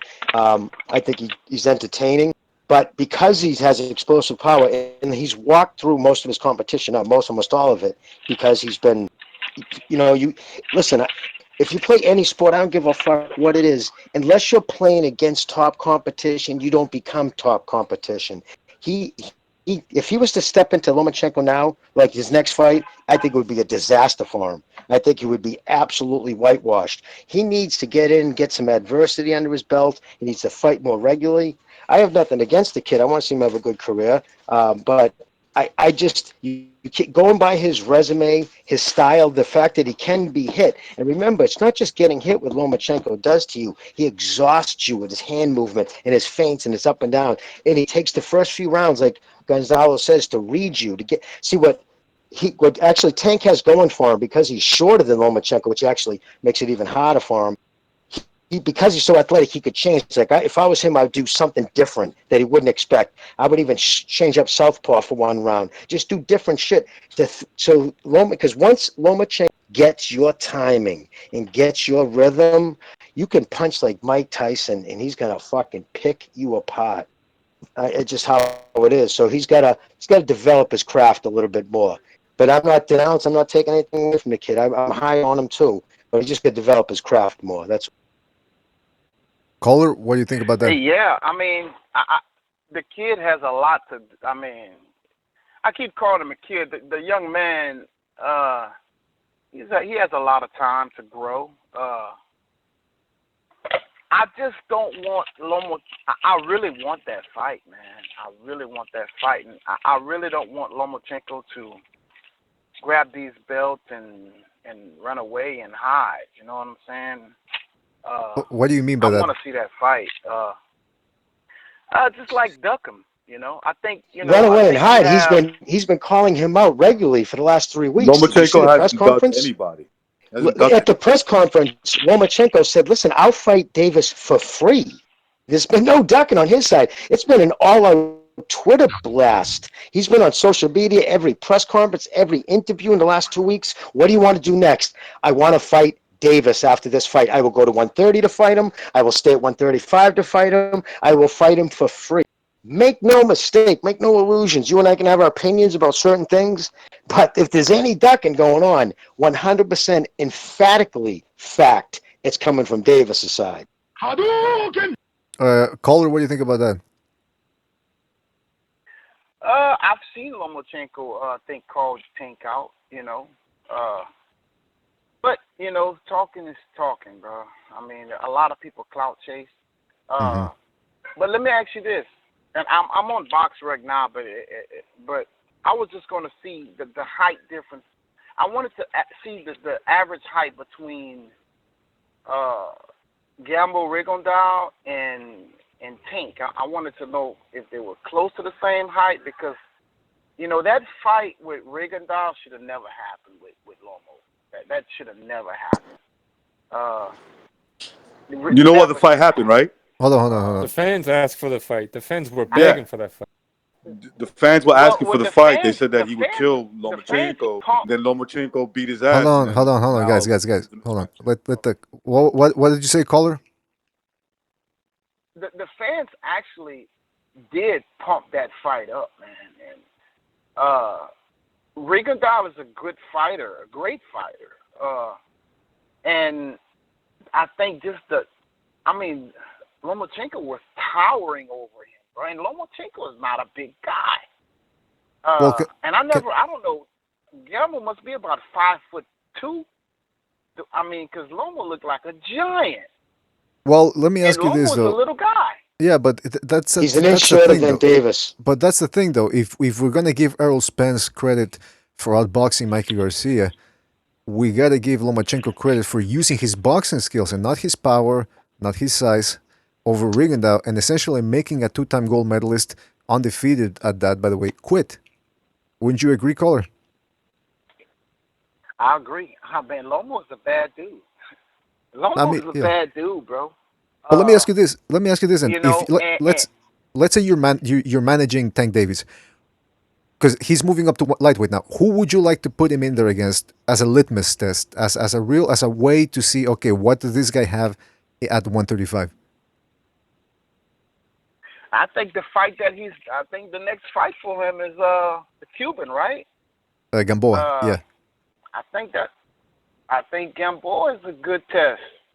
I mean, Gamboa is not that's soft man. serve. I mean, people saying Gamboa is really. I mean, Gamboa, he's not great, but Gamboa is a good test. You know, I think he's a good test. Gamboa is a thick, strong guy, man. I mean, if Tank destroys Gamboa, I'd say put him in there, bro. You know, I say put him in there. All right. Put him in there I next say, after Gamboa. what about Burchelt? What about if he took on someone like Burchelt first? I think that would be a good test. A lot more than Gamboa. Yeah, I mean, right now Loma is the top dog at 135, right? Yeah, Oh, but absolutely. Oh yeah, for sure. My thing is, I would like to see the kid Devin get a chance at Loma.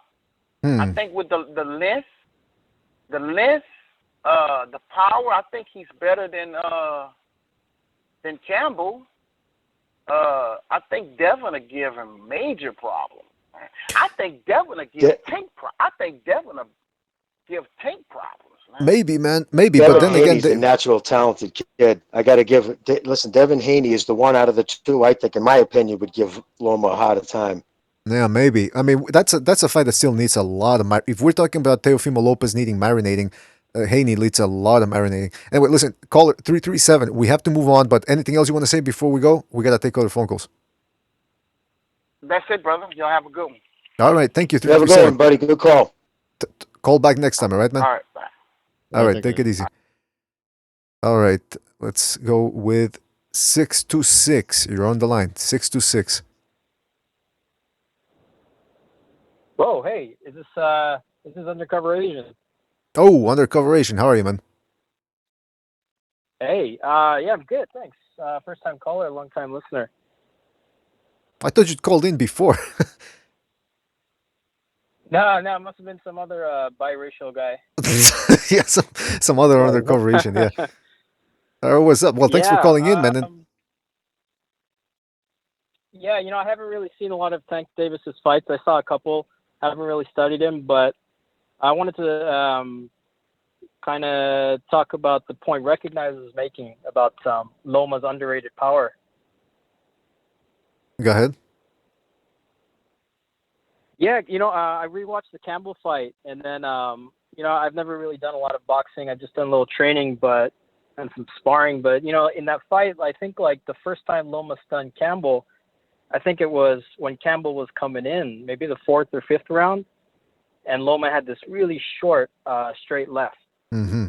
Right. So I think it's like, what was it, Conor McGregor that said, timing beats speed, precision beats power, and I see a lot of that when I look at Lomachenko. It was in the 4th round, the straight left, which is sneaky and accurate as fuck. Mm-hmm.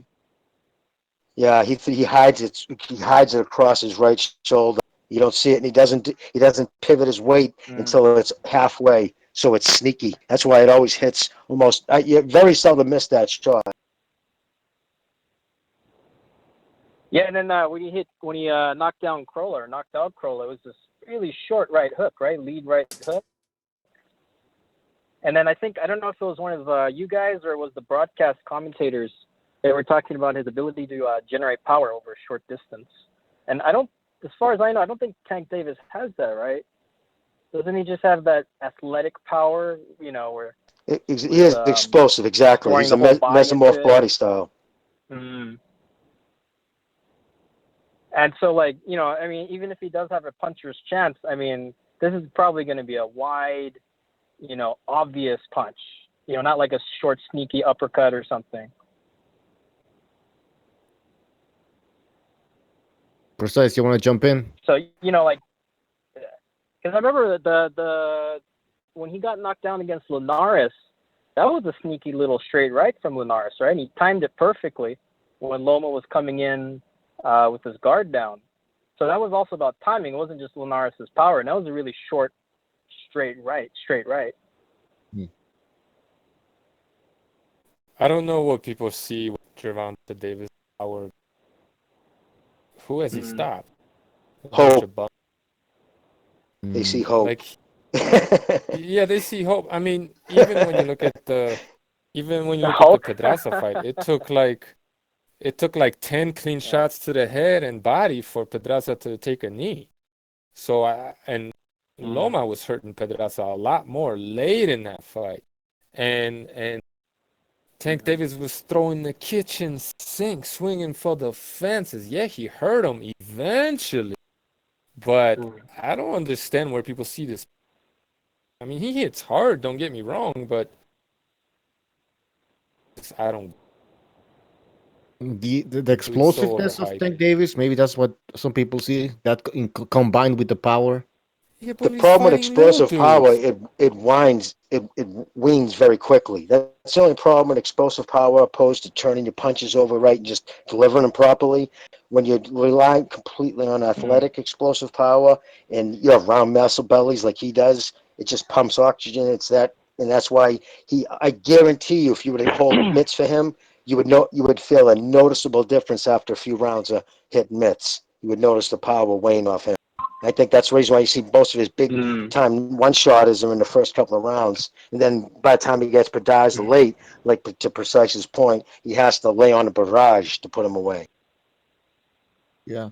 Yeah, on the but I actually thought Throw his whole body into it. stopped a bunch of bums and little dudes and a drained Pedraza. That's all he's ever stopped.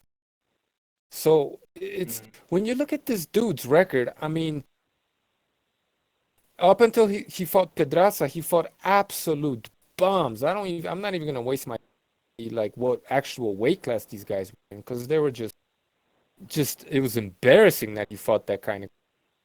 Liam Walsh, I mean, who the fuck was that? And other than that, it's just been a whole bunch of little dudes. Where's this power? I'm not saying it's not there, but to say that without the shadow of a doubt that he hits hard, I mean, look, don't get me wrong. And you're Obviously, saying he they're hits referee hard. stoppages, right? They're not clean KOs, right? Well, not only that, but they're little dudes and they're bums. Yeah, I don't see him like knocking somebody out with with a guy just, I saw a bunch of guys quitting because their noses, you know what I mean? But like, has he slept anybody? No. Yeah. Has he like legitimately knocked anybody out where they can't make the 10 count? I mean, maybe some bum. The guy's so overrated, man. It's the only reason why we're talking about him is because he's hyped up, because he's with Floyd Mayweather. And let me tell you why people are getting excited about Gervonta Davis and Lomachenko, because Lomachenko most likely will collect all the belts, and then they get to roll the dice with Davis, and they're hoping for Loma to, get old, get injured, or get robbed. And then Davis doesn't really have to do any work, just like Canelo didn't have to do any work, just like Andre Ward didn't have to do any work. And then he's going to go into the big one and try to collect all the belts. That's why people are getting excited, because they think that like Floyd Mayweather is a genius, because fuck that. The fat boy can't make 130. That's why he's moving to 135, because he can't make the weight no more. It's like to even look, I want to see the fight because of all the trash talk and all the hype and whatever. So let's just see the fight. But to sit here and pretend like Gervonta Davis is some kind of test for Lomachenko, you're smoking crack, man. I'm sorry. Go ahead, somebody else. All right. Undercover. I would be interested in seeing. Hold on, guys. We have more calls. So Undercover Asian, thank you for calling. Take care. Yeah, thanks for. Oops, sorry. All right. Next call, 585. You're on the air. 585. Speak, Vinnie Mac. Yes, how you guys doing? This is Vince. Oh man. How you doing? Yeah, Recognize. I have a. I'm Doing sorry, good, buddy. guys. I just came back from Labor Day weekend, and I seen that you guys had a show, and I didn't know about it, but it's okay. I want to talk to Mr. Precise. This is for you, sir. Lomachenko gets knocked out by Gervonta Tank Davis. And remember, Tank Davis just vacated. And I know Loma's scared right now.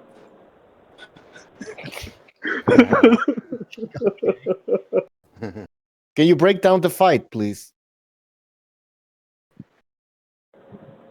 Sure. I'll break it down. First of all, Can't wait.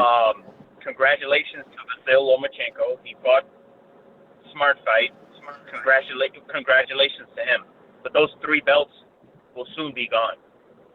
But round one, I gave it to Luke Campbell. Okay, I thought he won the first round. I thought Loma won the second round. The third and fourth round, I gave it to Luke Campbell. The 5th round, obviously Loma had a huge round. Okay, Loma won the 6th round. The 7th round, I gave it to Luke Campbell. I thought he buzzed Lomachenko. Let me just tell you guys this. This is the reason why I'm picking Tank Davis to beat Lomachenko. His chin, questionable. And I thought Luke Campbell had very good success going to the body of Lomachenko. And that's pretty much it. I mean, you guys know the rest. Okay? Loma's champion, hoo-hoo. Everybody's happy. What a great breakdown. Okay? Fantastic. But Yeah, great breakdown. Bye. I'm sorry. 1 second, please. 1 second. Hello? Yeah, you're still here, man. Keep going. Yeah. Yes. Okay, I'm sorry. I just recognize this is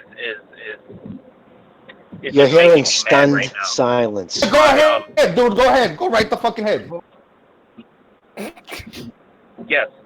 Okay, so Lomachenko against Gervonta Tank Davis. This is the fight everybody wants to see. I want to see it too. I hope Gervonta has a change of heart and decides to fight Vasil Lomachenko instead of Leo Santa Cruz. And pardon me, guys, my son is in the background. But I'd rather see Tank fight Lomachenko. I want to get rid of him. I want Loma gone, guys. I want him gone. Okay, let me ask you a question, brother. Oh, I'm sorry. Can I just ask him a question? Yeah, go ahead. Now, this is a serious question. What does it tell you when the fighter that all you guys are saying is going to fucking tattoo Lomachenko is publicly... I mean, he's not even trying to pretend that he's straight ducking him. There's no ifs, ands, or buts about it. So when the fighter doesn't want to fight him, what does that say? What if he doesn't think he can beat him? What does that say? Yes. Is this Mr. LSD? Sure.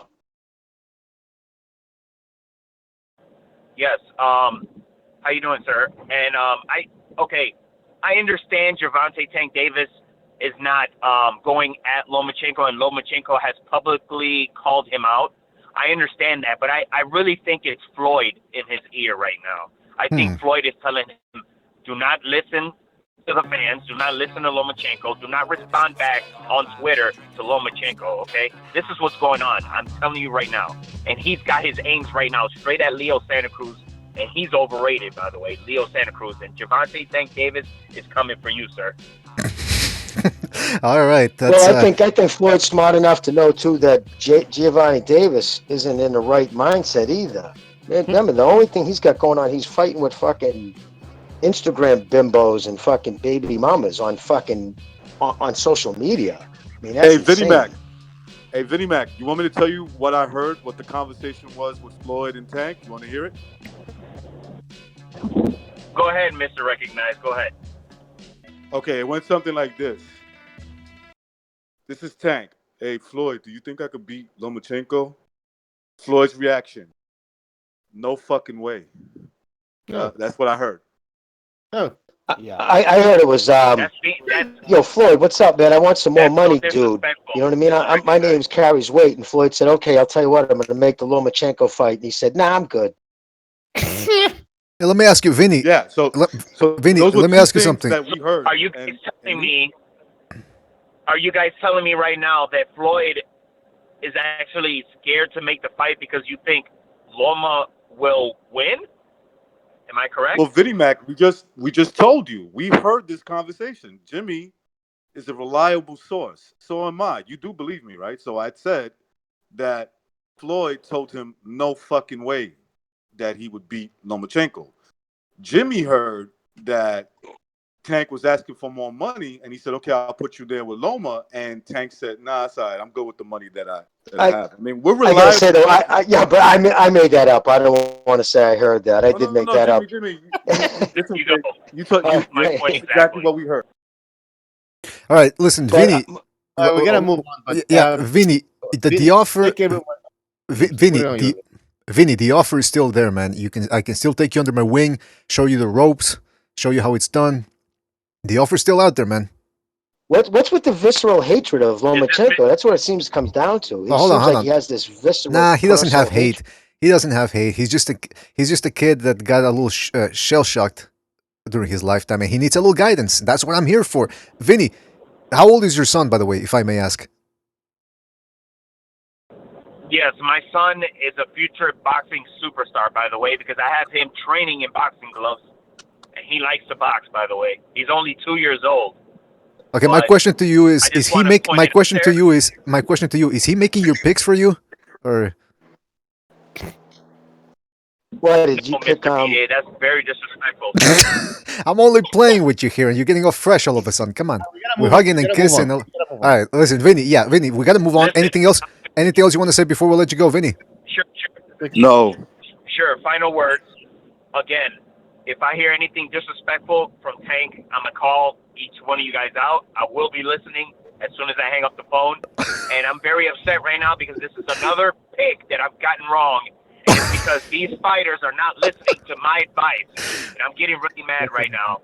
But I will be calling back. All right, bye. And I will be waiting for the next big fight. All and right. Take care, buddy. All right, kid. Take care, You buddy. have a great night, sir. You too, man. We'll be waiting Have a for you nice time. for Call next time, okay? Next call. Next all right. call. And Bye. every time Vinny calls, it's an event. Let me tell you something right now. 929, I like you're on Vinny the air. Mac. I like Vinny Mac. Me too. That's why I pick up the phone. 929, you're on the air. 929. Well, I gotta say, that was a pretty profound breakdown between Tank versus Lomachenko. It was about as deep as a pot of water. I mean, I gotta give him credit though. I mean, he was kind of right about. You know, I did underestimated Luke Campbell. You know, Vinny was kind of right about him giving a fight, but you know, he was definitely wrong about Lomachenko losing. You know, the guy has perseverance, like I've already stated before last show. Okay, the way I see Tank's work ethic in training camp, it doesn't show me that he is focused, of course. We already know what he goes through, you know, as far as social media activity is, you know. And he hasn't shown me anything that could prove to me that now, granted, yes, he throws, you know, punches in combination, and he's, you know, displays that shoulder roll defense just like his mentor Floyd. But I look at his resume and I'm saying, you know, Lomachenko could pretty much, you know, cut through that whole resume like a hot knife through butter, you know. And if Tank had, you know, Lomachenko's resume, you know, his fight record, he'd go through a lot of, you know, issues, you know. My thing is great fighters overcome adversity. You know, if you have never, you know, fought in the trenches, you've never, you know, had it been in a dogfight, like how good are you then? Absolutely. You know? Absolutely. That's what we've been saying. And there's a big contradiction for the Tank Davis supporters, from the Tank Davis supporters, because they say Lomachenko's overrated. He hasn't fought anybody. And yet they pick Tank Davis based on the eye tests. In other words, they admit that Tank Davis hasn't fought anybody of note other than Pedraza. But the way he's beaten these C-level, D-level fighters, whoa, that shows that he's going to beat Lomachenko. I mean, it's a contradiction. So you're right there, caller. He needs to get tested by fire, or otherwise he's going to get burned against Lomachenko. Hey, BDA, did you guys see on Twitter? Like I said, I always try to check before I go on. Breadman, Stephen Edwards, did you see the tweet he put out about that whole, all the talk about Lomo's resume? He fucking absolutely slammed people. He was saying how you got Hall of Famers and all-time greats who can't, you know, their resume at the end of their career don't match what this kid's done in 15 fights. He really, what the fuck, it slammed the door on haters. It's pretty good. I'll check it out, man. It's a pretty good tweet. Do you have it on your Twitter or you retweeted?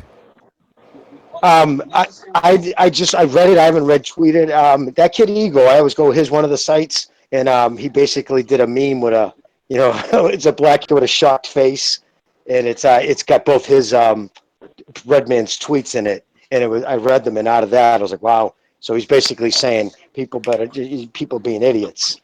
Right. He just called them, you know, the boxing critics and stuff, saying, he breaks it down in 2 tweets about, like, it's this kid to fight at this level and the level of competition he continuously fights is just insane. And, you know, people are basically idiots to try to even question him and his. Yeah, there's some serious bias going on here. 929, who do you want to see Tank Davis fight next, or who should he fight next? Robert Easter Jr. fuck making friends. Yeah, man. If he can, hey, listen, Mikey Garcia beat Robert Easter Jr. He dominated him, the taller, longer guy. So if Tank Davis is as good as ever, if he even wants to be in the Mikey Garcia league, he needs to beat Robert Easter Jr. decisively. That's a good point. Yeah, it's a Ranger fighter. Has a longer reach, taller. If Lomachenko is can do what he did, with Luke Campbell. Let's see what he can do. What Tank can do against a taller, Ranger fighter. I'd also like to see him fight. Mix it up with Teofimo Lopez. He's been calling him out. For quite some time. It's about time that he actually moved up because I've been saying this since last year. He should have moved up. Up to this point, his biggest rival has been the weight scale. Oh, yeah, that's it's his biggest rival is going to be AIDS. I expect in the next couple of years if he doesn't take care of himself, that he's gonna end up like Tommy Morrison. So, all right, 929. We gotta move on, but anything else you want to say before we let you go? Just appreciate it for taking my call, man. Thanks. Absolutely. For having to chime in. Absolutely. Thank you very much, man. Thank you for calling in. All right. Can I mention some real quick, BDA? Let me just take this phone call real quick. Don't forget that thought. Yes. That thought. Stick to it. All right, 510. You're on the air. 510.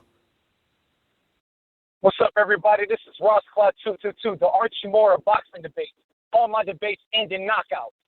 That's right. You're up to what? 56-0 now, I think. I'm like 97-0 right now. Wait, 97? Did you fight a couple of tune-ups in between the last call?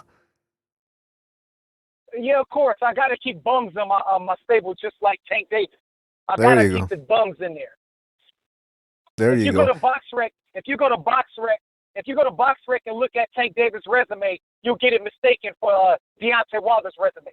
Oh, yeah, that's a good point. They're very similar, the records, now that you mention it. There's no way in hell that Tank Davis is gonna beat Lomachenko until Lomachenko turns 54, the same age as Luis Ortiz. The only people that like Tank Davis are the same people that like Jamal Charlo, okay, those and Wilder. Those are the same people who like Tank Davis. Well, I mean, you can like the guy. There's nothing wrong with really liking him, but I mean, if you're picking him against Lomachenko for no apparent, if you can't even build a coherent argument, then yeah, I guess you could be called biased. But I mean, liking the guy, hey, everybody can like. There is no eye test. The only thing I see is a fat guy who loses weight in his weight drain. It comes in overweight in his boxing matches and fights small ass little midgets, just like Gamboa. When Tank Davis defeats Gamboa, they're gonna say Tank Davis is a better fighter than Crawford. It wouldn't surprise me, man. It wouldn't surprise me. That would be consistent with some of the logic that we've seen or like of in certain parts of the boxing community. But Rascal, who would you like to see? Yeah, go ahead. I want to see Tank Davis fight Lomachenko so we can end this debacle, so we could get it over with and move on to bigger and better things. But it's not going to happen. Okay, it's not going to happen. He moved up because he can't make 130 anymore. He moved up. Apparently, he's a mandatory. Am I correct? He's the mandatory now for Lomachenko. Am I correct?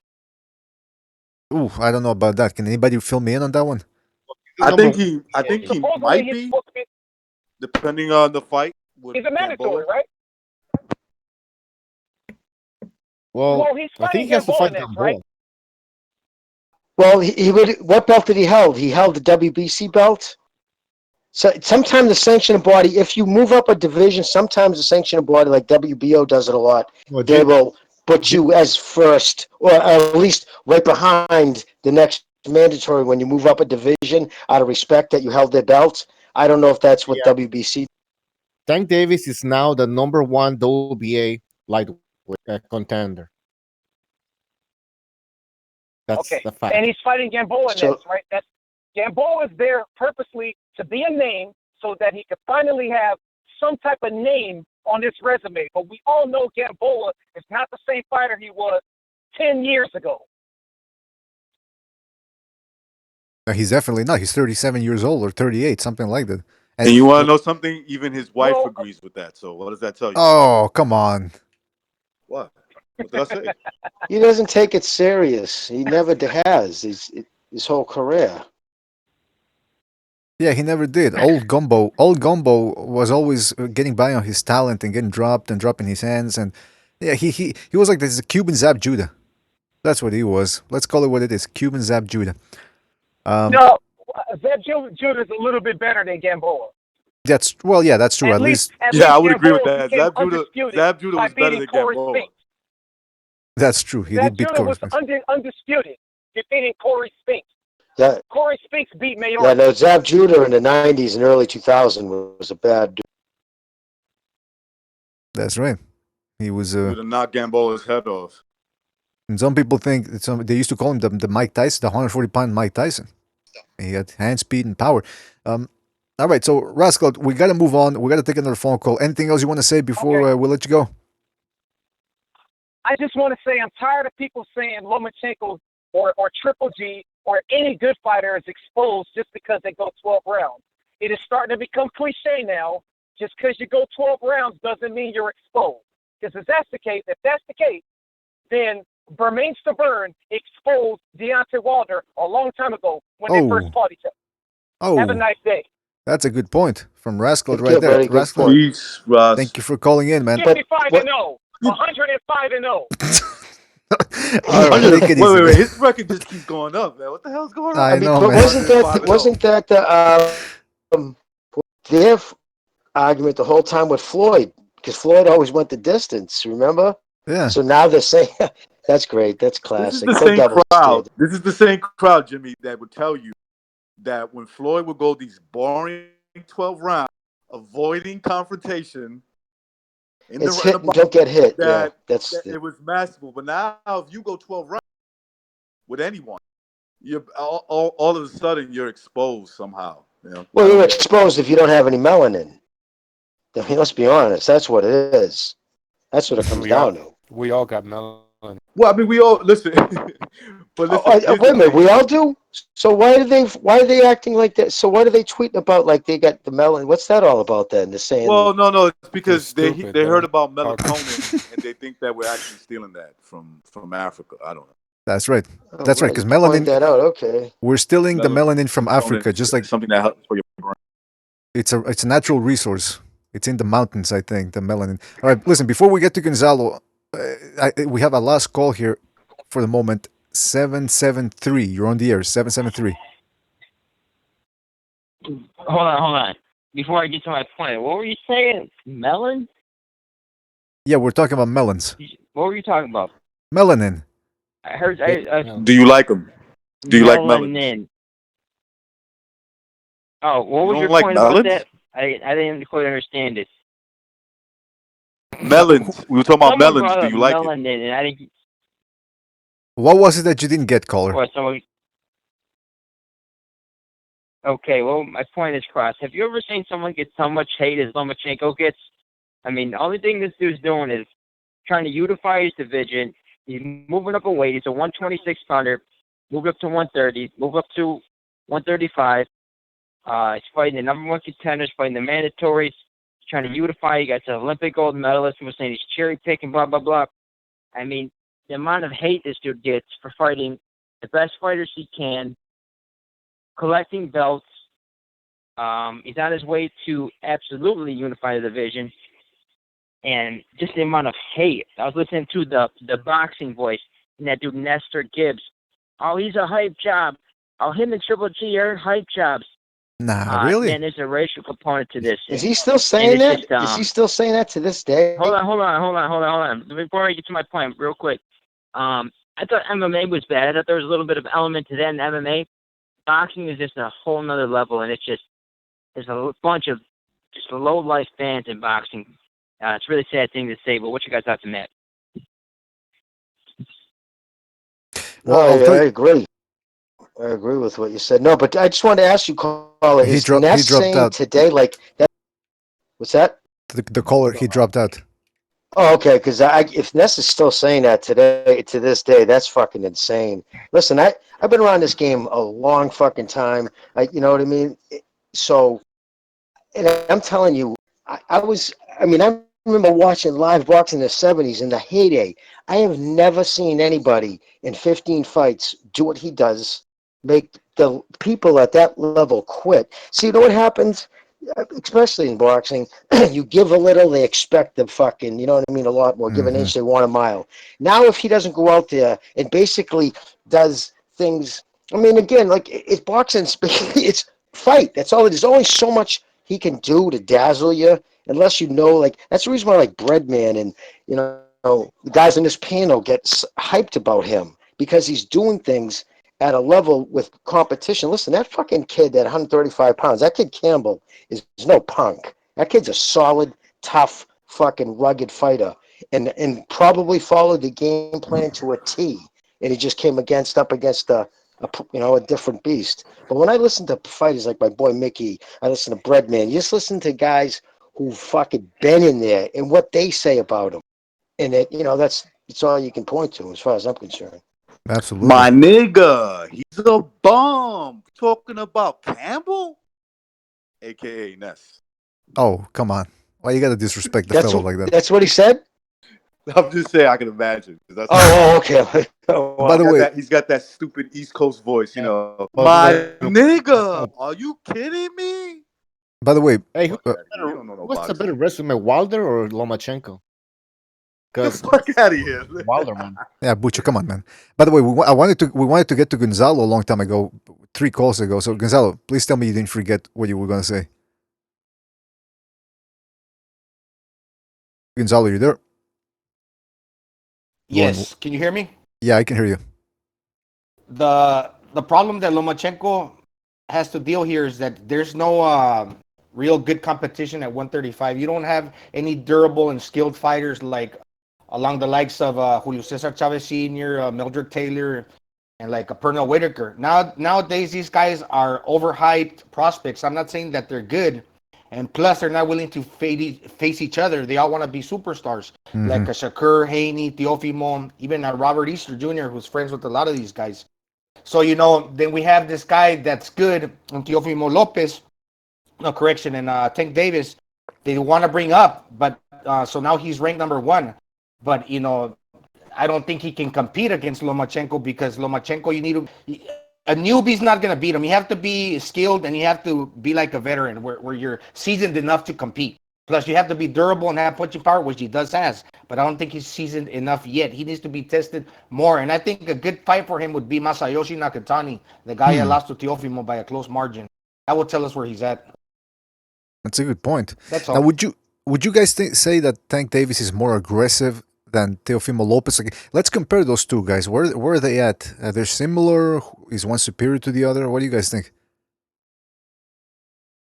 They're about the same. I think Teofimo is stronger, bigger, and stronger.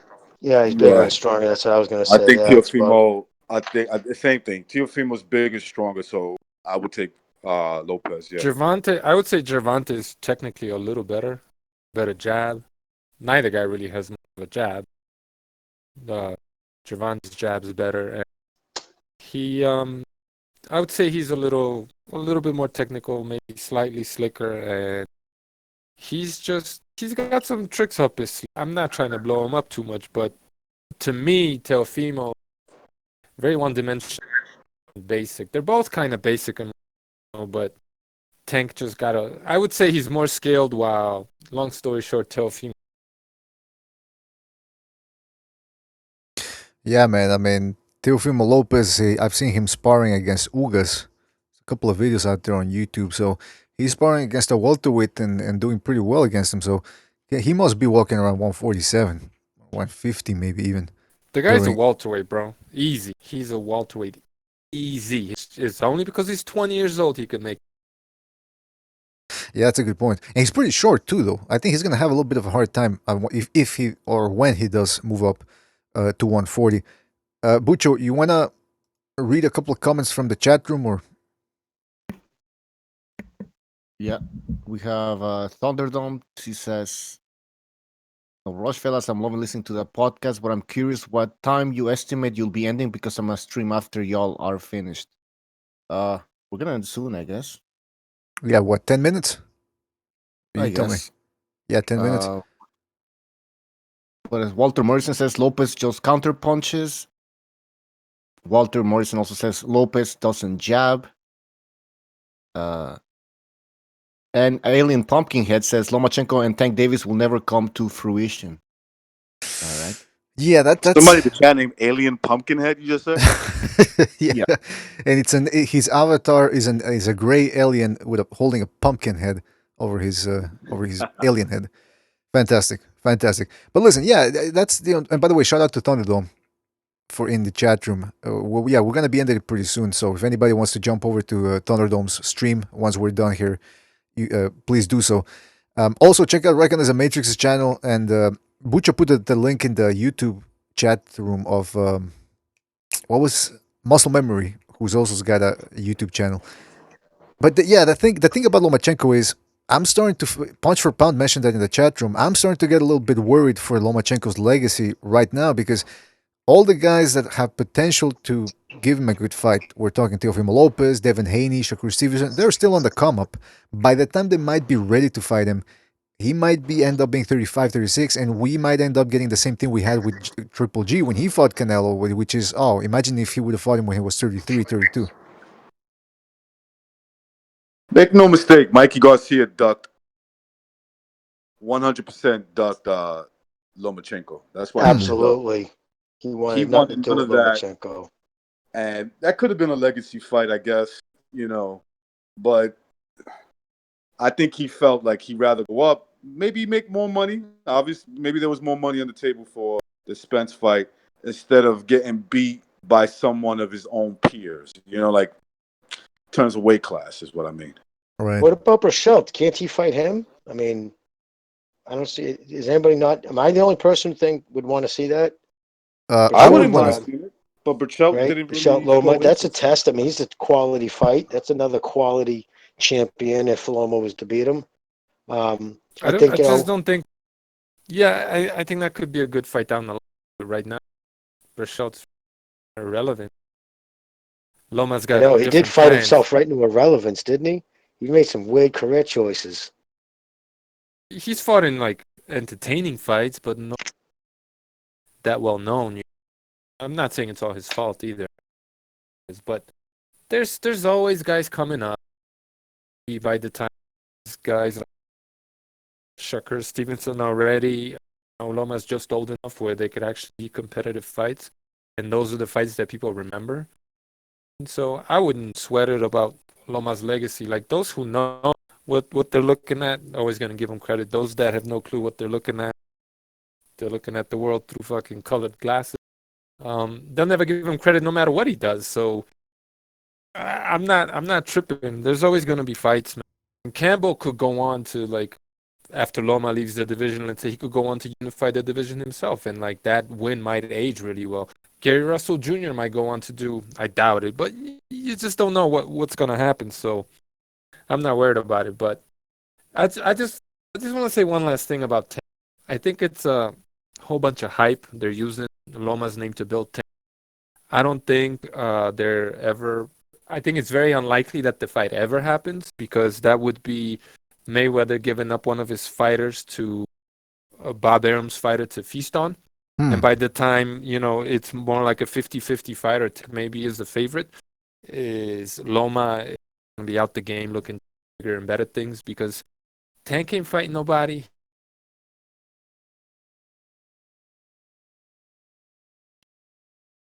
Yeah, man. He's this. Just this whole idea that like people somehow have gotten in their heads that Loma's the hype job and Tank is the one to dethrone him. It's like Twilight Zone. If you're gonna criticize Loma for not fighting a good enough level of opposition, what the fuck do you say about Tank? And this whole idea that people even think that Tank is a test for Loma or a credible opponent. First of all, he doesn't deserve the fight, right? He doesn't. To say that he's a credible opponent to Lomachenko, you don't know shit about boxing. Insult to the real boxing. What it is precise too? His fans read his Twitter account. There he is on Twitter saying, "I deserve $10 million. $1 million to me is nothing now." So it's like he talks like, and they just buy into it, and they think, "Oh, look at that! He wants $10 million. He's got to be one of the best." Insane. And this is why he's not fighting anybody, is because he takes all the money and they're just giving the opponent scraps. They can't even afford to put him in there with somebody good because he wants all the money. He gets all the money. So and that's going to be another roadblock to a potential big fight with Lomachenko. That fight ain't happening. Like it's fun to talk about it. It's fun to clown the fanboys, but that fight is so far away from happening. It's not even. I'm tired of it. And take it away. No, it's Well, I a would good think he point. has to get stolen away by DAZN. That's all I'll say. Then I'll let you go. I think he's going to eventually get angry with Mayweather, and I think DAZN will suck him up. Hopefully, then he'll be forced to fight them. All right.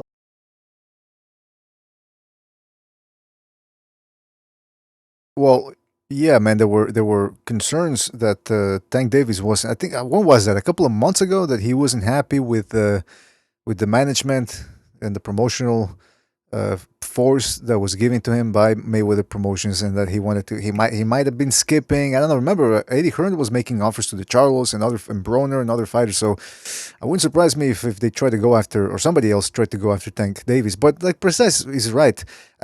Even if you do want to see the fight, though, there's Bob Arum, Al Heyman. Those two guys don't get along. So and both guys have something to play with. I mean, Al Heyman can give Tank Davis. Yeah, he can give Tank Davis Gamboa, or he can put him in there against Fortuna or Robert Easter Jr. Meanwhile, Lomachenko, he can put him in there against the winner of Teofimo Lopez and versus Comey. So that fight ain't happening anytime soon, unfortunately. And one last thing, I'm just gonna say, for all these people, sorry, Gonzalo, for all these people saying Tank is gonna be Loma's Mando, this is the motherfucking WBA. You ain't been watching boxing, because just because you hold in the regular WBA belt, that don't mean dick so far as maybe, because it really is going to depend on who pays the WBA more. Bob Arum, if he doesn't want that mandatory forced, or Al Heyman or Floyd Mayweather to force that man. Just because you hold in the WBA regular, that doesn't mean shit. They don't really enforce the mandatories unless you really make them. I mean, there's been so many. Floyd, for example, holding the WBA, Felix Sturm holding the WBA, never fighting any Mandos, so on and so forth. So Tank is going up in weight to fight for a little trinket so that he could be called a two-weight champion or whatever the hell that means. But in reality, the dude is just a fucking fraud, just like his. You guys have a good night. Good night, brother. All right, thank you, Good Precise, night. for that. You Peace. called him a fraud. Call Tank Davis a fraud. I'm not gonna have that, though. I mean, you can criticize the guy, but calling him a fraud, not on my watch. So I had to He's a straighten. fraud. No, I had to, yeah. Listen, I'm gonna have to straighten you out. By the way, listen. Oh, Gonzalo, you were gonna say something. Sorry. yeah, something real quick.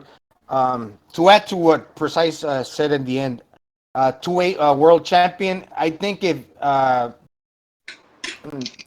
Tank Davis is going to do anything credible in his career, he has to do it at 135, because that's his limit. He can't do anything at 140 against these bigger guys, because he's like 5'4" or 5'5" tall. That's Mhm. about it.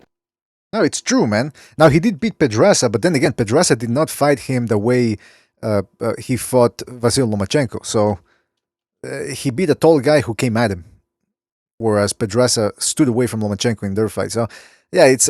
I want to see Tank Davis against somebody good. Let's just put it that way, man. Come on, we want to see him step it up, because we do think he's got potential. Now, I just want to say one last thing. If Tank gets in the ring next, I know it won't happen, but I'm just saying, if it was next, Lomachenko, Loma will kill him, not beat him. He'll spark him out. He'll beat the shit out of him. He'll shove the belt down his fucking throat. He'll strangle him. And then you guys will all know that Tank was just a baby. What kind of a I show are you think he would guys take putting him. on here today? I think he would take him into deep waters and drown him. I think he would do it on purpose. I would think he would take him to the seventh, eighth, ninth, and just start tattooing him. You know what I mean? Get him to the point. A fighter. The worst thing for a fighter is the con throwing in a towel or quitting. Obviously. And I This think, is how much I excuse take. me. That's This is what how he would much I want to do take to him. Tank. This is how much I take Tank serious in beating Lomachenko. I would consider what Lomachenko is gonna do to him as abuse. I'll start losing respect for him for what I think he's gonna do to little Tank Davis. well, there you go, man. I think we can end it on that note and say that whoever doesn't want to appreciate Lomachenko's style or his accomplishments, we don't really know what to tell you. I mean, if you're a fan of boxing, you're supposed to like him. If you don't like him, you're like Precise said, you're looking at the world through shit-stained glasses. Now listen, we've been talking about doing a second Renaissance episode for a while now, and it never comes to fruition. We gotta get it straightened out, guys. We gotta do a second Renaissance. Talk about things other than Gotta get on the boxing. ball. Gotta get on the ball. Gotta get on the ball a little bit, yeah. I'm down for that. I missed the first. Peace, Yeah. gentlemen. Well, hold on a second. Hold on a Can I second. just tell you two beat? Oh, Sorry, go ahead. go ahead. Oh, well, I was just gonna say real quick too. For instance, I was sitting in a living room with Mickey Ward was to my left, there's Dickie Eklund, a whole bunch of fucking everybody in this room at one time was either a Golden Glove champion or. And when I tell you they were watching the Loma, I can't remember which one was it. The Spanish kid, the Puerto Rican, that he starched with that left hook. Rocky Those Martinez. guys said, dude, they were because of course, I'm a kind of a study of human nature. I like to watch people's response. And so I was sitting back, and I'm kind of in the middle of the horseshoe, and I was they were all sitting there with their fucking mouths open. And after the fight, to hear them go on about his balance and the fucking so you know what I mean. So when I hear people like that are blown away by that kid, it's hard to take some fucking, Moose Jaw Ontario fucking running his mouth on Twitter. You know what I mean? It's just. Anyways, gentlemen, listen. I'm down for that Renaissance. Sign me up for that bad boy. All right, fantastic, yeah. And listen, we want to talk about. We want to talk. We should talk about, since it's September. Maybe we should do a special September 11 episode. Talk about that. Not just conspiracy theories, but I'm very interested in, like, for example, I've always wanted to ask Gonzalo, Jimmy, and Precise where they were when that shit went down. Because I'm always interested in that type of stuff. I don't know why. Because it was maybe because it was you know big what I event. want to ask people? Because this September 18th is going to be the 20-year anniversary of Trinidad and De La Hoya. Oh. 20 years ago. Jeez, that was already 20 years, man. That's insane. I knew two people who were killed on 9/11. It's 18 years ago. 18 years ago. No, my buddy owns a gas station. His son was killed. He was on the flight, and I actually knew the Polish pilot on the plane. No, it was 18 years ago, guys. Oh, hold on. Jimmy's saying that he knew somebody that. I'm sorry, Jimmy. Go ahead. Yeah, the pilot on the first plane that hit. His house, if you were to look on Google Maps, maybe 3/4 of a mile, not much more than that from my parents. In Drake, he lived on the Drake at Low Line.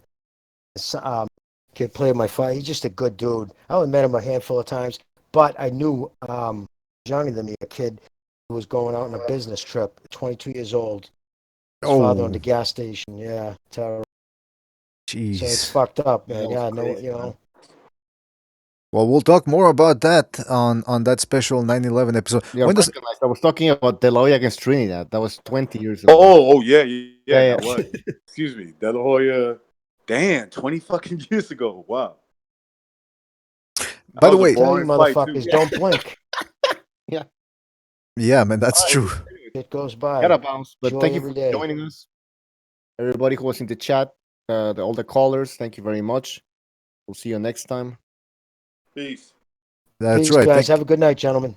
You too, Jimmy. You too, Recognize. Thank you for being on, guys. Take every one of you sorry piece of trash on. All right. That's Bucho with his new. He's got control of the soundboard as well now.